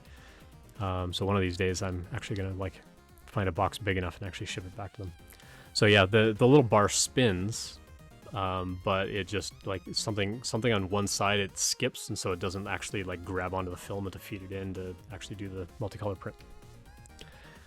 That's okay. I have an X1 carbon with the AMS on the way, so I'll be playing with multicolor prints with that probably the end of August. So Yeah, they tried diagnosing it remotely, and they're like, yeah, I don't know either. Send it back. So I'm almost at a point where I'm so disappointed with it, I'm just gonna ask them for a refund maybe. But for those curious, the Palette 3 is like a 3D printing tool where you can put in a whole bunch of different colors of plastic, and you can print like multiple color prints all in one shot, where all the plastic gets all melted together instead of like, you know, print the legs in blue and print the shirt in white, and you like glue them together. It actually prints together in those multiple colors. Outcasted Wanderer, thanks for the follow as well. Your palette was doing quite good, past tense. Uh-oh. Hopefully, you did have a weird issue. Well, hopefully that gets figured out. One of these days I want to get the palette 2 back up and running. Devilbird says, I want multicolor, the tech isn't there. So Devilbird on the resin, I've seen some pretty interesting things where you gradually mix in other colors of resin, and then you get kind of the gradient sort of transition that you see with MDM printers, where the filament changes color over time. You can like gradually pour in other color resins, and it gradually changes. You just have to make sure that the resins are compatible, but yeah, there's interesting stuff that you can do there too. One thing that I tried when I dabbled in resin, well, I wanted to try, I didn't actually get around to trying, but I bought the parts to do it, was I actually bought like a separate resin tray, and I wanted to like actually just swap out the whole tray, like pause the print at some point, and like take the whole tray out and put the other tray in. The problem was, you know, when the model comes out of the resin, it's dripping, and so how do you block that from dripping on the LCD when you pull the other tray out and hold something to like catch all those drips while you're putting the other tray in? It was just going to be messy and weird. Gradient's not the same as multicolor, that's true. Yeah. Cool deal. Well, thanks for hanging out tonight, everybody. Appreciate all that. Yeah, I would say the Atomic Habits book was a good one. That was a recommendation from a friend of mine that I worked a couple of jobs with named Corey. Recommended Atomic Habits. It was a pretty good one. And then the Drive by Daniel Pink was pretty good, like from a management point of view of like what motivates people and how it comes down to how do you sort of spark that sort of internal motivation to get things done, as a, like, because extrinsic motivation like paychecks and bonuses and things like that only goes a certain amount. At that point, the person needs to be happy in what they're doing. And so talking about like how their work plays into like a bigger vision, but giving them autonomy to work on what they want to do and things like that, had a big impact on me and how I managed my teams. So it was a good book as well. Trying to think of other books. Nothing else really comes to mind. I mean, I've got stacks and stacks of books, but the impact that they had on me was negligible to the point where I don't know the names of them. So let's see what else. So the IYD was saying that Android project was Java. Well, if it was a Java project and you're comfortable answering questions about Java, then get Java on there. If not, you can list Java as part of the tech stack, but leave it off the skill block, and then that tells me that you use Java, but you're not actively using it. And so therefore, like, I'm not going to ask you questions or expect that you're going to interview in Java. Ending with Ali. Thanks for dropping by. Hello. Hope you're doing well. Hope your streams have been going good. How's the job hunt been going for you, Ali? Always been curious how your job hunt has been. Yeah. All right. I think you just told me everything I need to know about your job hunt. So sorry. Job hunt is okay. All right. Cool. Cool deal. Today was hard. I'm sorry to hear that. We had someone in chat earlier talk about how they got an offer and then it got rescinded like a week later. So yeah, things are tough, but taking it out online. All right, cool. As long as you got an outlet, we're all here to support you too. So feel free to vent in chat. We're here to commiserate with you for sure. Cool. Let's see what else. Oh, there was something else I was gonna say.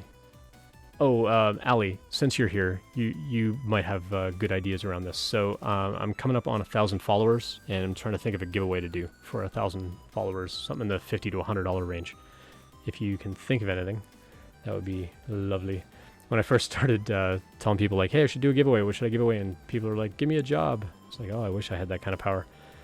But yeah, if anybody has ideas in that kind of that $50 to $100 range, I'm open to ideas. We are 48 followers away from 1,000. Allie has an interview tomorrow that you need to prep for. Awesome. Give away some learning material. That's not a bad idea. Trying to think of like what I could give away though in that price range. Because I mean, Udemy is useful to a point, but speaking of giving me a job, I tried. I put you in our referral thing, and then I got a notice that it bounced you out. So I don't know if it was like a timed thing, because I put a flag in there because we didn't have a DevRel specific job open, and I put you in for a different role, and then I think they auto rejected you from that. It's like, but I put this big role in there, like hang on to this record. This is for an eventual DevRel role. So I don't know what happened there. Give away a keyboard. Someone else mentioned that too, like give away a mechanical keyboard, but I thought mechanical keyboards were like $300-400. Like is a $50 to $100 mechanical keyboard going to be decent enough to give away as a gift? Or do like a like an LCD like backlit kind of keyboard? I don't know. It's not a bad idea.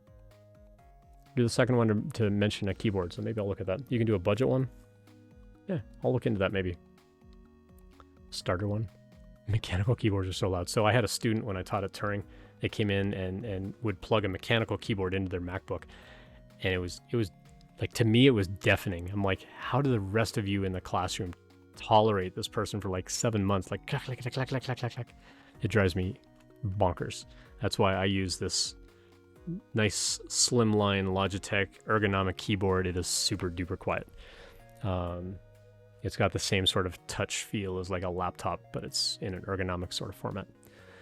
But I mean, some people really like the clicky switches. It drives me bonkers. I can't use them. I also need like ergonomics too. I'm sure they make ergonomic mechanical keyboards or mechanical switches and stuff like that, but cheapest ones are about $60, average or 150 or so. Okay, I'll look into some of that. See if that would entice people. What I'm thinking is I might come up with a couple of ideas and then let the winner choose. And if they're domestic, I'll ship them that. And if they're not domestic, I'll ship a gift card. Did $50 to the dev store. Cool. Maybe those panels you have in the back with your cool Python code to play around with it. Yeah, those panels in the back cost a lot more than the $50 to $100. Although Nanoleaf does have some products that are maybe a little cheaper. Yeah, like I said, I think I'll come up with a list of ideas and let that person choose. So plus on the background panels. Well, let's go see what Nanoleafs are costing nowadays. Nanoleaf.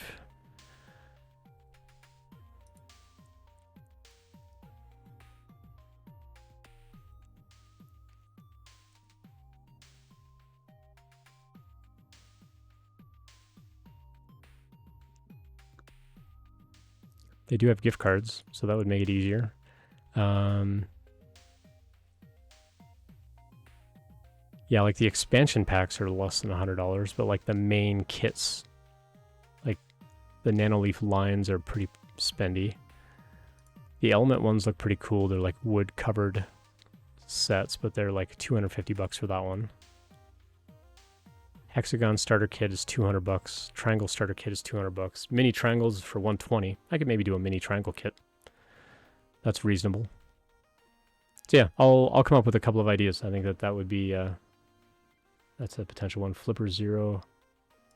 That one. Oh, the flipper thing. Yeah, those are pretty cool. I almost bought one of those when I first saw them. $170, so that's getting a little close to being out of the range of what I was hoping for. $1,000 giveaway? Yeah, sure, Trash. How about you chip in about 90% of that, since you're making all that Fang money. $1 per follower. You assume we're making money. Good times, good times. Yeah, so I actually had a previous student actually go get a job at a Fang company and showed up last month and gifted like 150 gift subs and just like blam and then left. I'm like, what the heck just happened? They like dropped 150 gift subs and they're like, yep, Fang money. I'm like, must be nice to like do that. Of course, I've given away tons of 3D printers and filament and all kinds of stuff for people too. But I'm thinking in the fall I might do like a 3D printer giveaway. For the fall giveaway that I think we're going to aim for October, but we'll see. Depend on how the Diversity in Tech fundraiser goes over the next couple of months and watch that grow. yeah, it'll be fun to kind of see the progress on that and figure out who we're going to give the rest of this money to. Maybe if I hit a certain level of donations, the higher the price of the giveaway. Possible. Yeah, we'll have to think of some sort of incentive to get people to donate, like, because really most of the donations come in from private resume reviews or from people just straight up donating or doing gift subs. So yeah, I might have to think on that one a little bit, because I also don't want to make it like, you have to spend money to enter the giveaway, because not everybody's got that privilege. And so I want to make sure that people feel included, that they don't have to like, donate $100 to like, win some really big prize or something like that. So, yeah, I'll think of some ideas for the 1,000 follower giveaway, but yeah, we're probably gonna hit it before the end of the month. So I'm thinking maybe the last stream of the month we'll do that big giveaway, whatever date that's gonna be. I think it's gonna be a Thursday night. We'll see. Thanks, Ellie, for those links. I'm opening those in another browser. I'll check those out in a little bit. Super Switch tester with 63 switches. Cool. Ready to ship. Yeah, that's the kind of stuff where I think I could just come up with like a list and say, these are your choices. You get to pick one of these things, or gift card of equivalent value or something like that. Cool ideas. Spend money to enter a giveaway is gambling and regulated in various states. Yeah, for sure. Yeah, so I don't want to get into that where you have to spend money in order to enter the giveaway. RC Maniac, since you bring that up, how would you feel about spending channel point redemptions on tickets for a giveaway? It's a little different because it's a currency that you just accrue by being here. But what if the little channel point redemption thing had a thing on there like every 500 points you get a ticket? Or you could choose to redeem it for a ticket. If you want to redeem it to change the nanoleaf panels, that's fine. But what if you could redeem 500 points for a ticket in the giveaway? Now you just have to sit on the stream and watch the stream and accrue the points in order to get the tickets to enter the giveaway. That's not really gambling, because it's like a fake currency that you're basically spending on the giveaway. That might get around that a little bit. Maybe I'll do that as a giveaway when I go live next to crank up my next 100 to get to 2K. That's right. Yeah, you're close to 2K. I just want to watch you katana sword another bottle of champagne. It was fun watching you do that when you hit 1,000.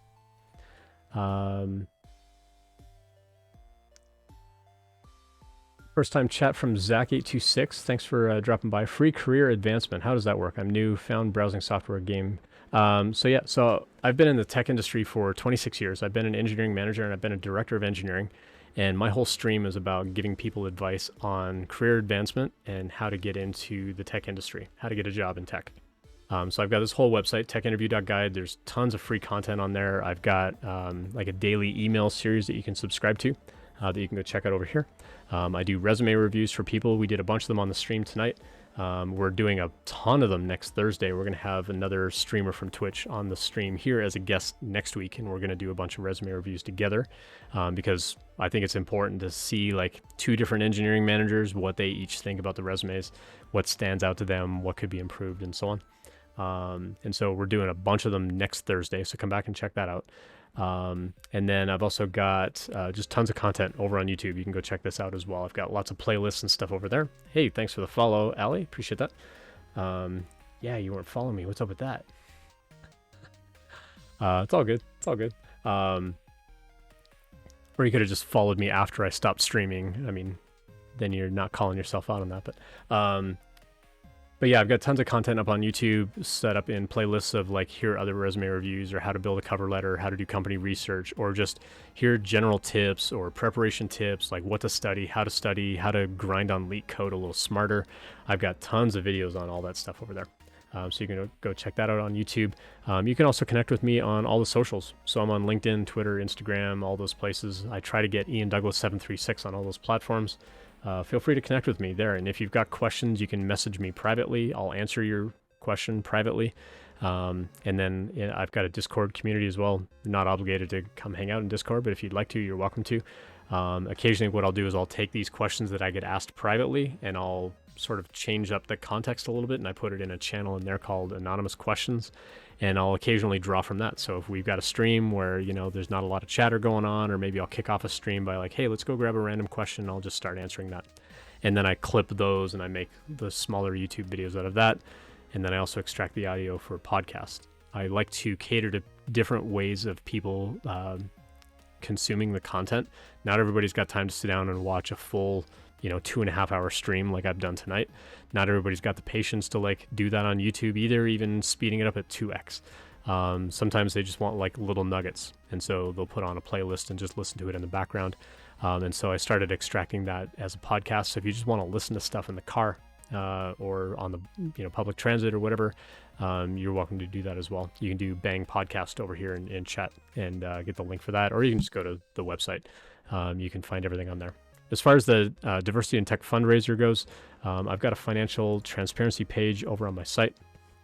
And basically what I do over here is I document all the money I make as a streamer. I match all of that money, and all of that is going into this fundraiser. So we reset all of this at the end of June because we just gave away $3,500 to an organization in San Francisco called Hack the Hood. And so we reset everything. We're starting all over again. We're going to raise money for the remainder of the year, and then we're going to give that money away to another charitable organization whose primary mission it is to increase diversity in tech. And then we're going to reset for the new year, and we're just going to raise money all next year. And that's going to go to one group, and then my employer is going to kick in a matching contribution on that. And this is just something that we're just always going to have going. So I may find a way to make it like less, you know, flamboyant with a big purple bar and the green progress bar. But it's something that's important to me, and it's something that's going to be kind of a regular part of the stream. And then occasionally throughout the year, we'll be doing like giveaways of things, whether it's like little fidget cubes or the 3D printed dragons or something like that, where we're going to do like regular giveaways where I'm actually like shipping out stuff to people. Although I realized in May, shipping stuff around the world was amazing, but also very cost heavy. And so I'm rethinking my strategy on that a little bit. But I like the idea of doing like regular giveaways where people can just come hang out on the stream, ask questions, enter a giveaway. Even though a lot of people enter the giveaway and then they leave, that's fine. But if you're hanging out and you pick up some helpful advice, that's all I'm here for. Is just to offer my perspectives and share my thoughts on how to get a job in tech. Because I've been around a minute, I've seen some things. Most of my career has been in startups, but I've coached people to get FANG jobs. So I know what goes into the preparation, and I know what to study and how to do that stuff a little bit smarter. And so that's what my stream's all about, is just being really helpful to folks. So I appreciate you dropping by and hanging out. Let's see. So yeah, thanks for the giveaway suggestions. I'll definitely keep considering those as we go.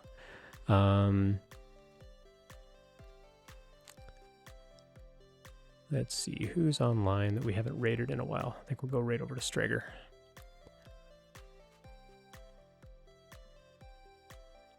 Cool. Let's go set up a raid. We'll go right over to their channel. I'm gonna have Strager on the stream, I think on August 4th, as a guest as well. And CM Griffin has agreed tonight in chat to like come on the stream, and we're gonna like roast his resume and LinkedIn together. We've got Tiffany, Tiff Bites here on Twitch is going to be on the stream next week. We're going to be doing a whole bunch of resume reviews. The following Sunday, we got a whole bunch of people. So go check out the website. There's a streaming link on there that you can go check out. You'll see a schedule of everybody that is going to be on this schedule over the month of July and August. Thanks for hanging out with me tonight. Thanks for the resumes and the LinkedIn links and just the general chatter and banter going on in chat. Appreciate that. Zach says, I'll find you on LinkedIn. I really want a job at something I'm good at, fixing computers and tech support. I realize programming isn't my thing for a job, more a hobby. Yep, I get it.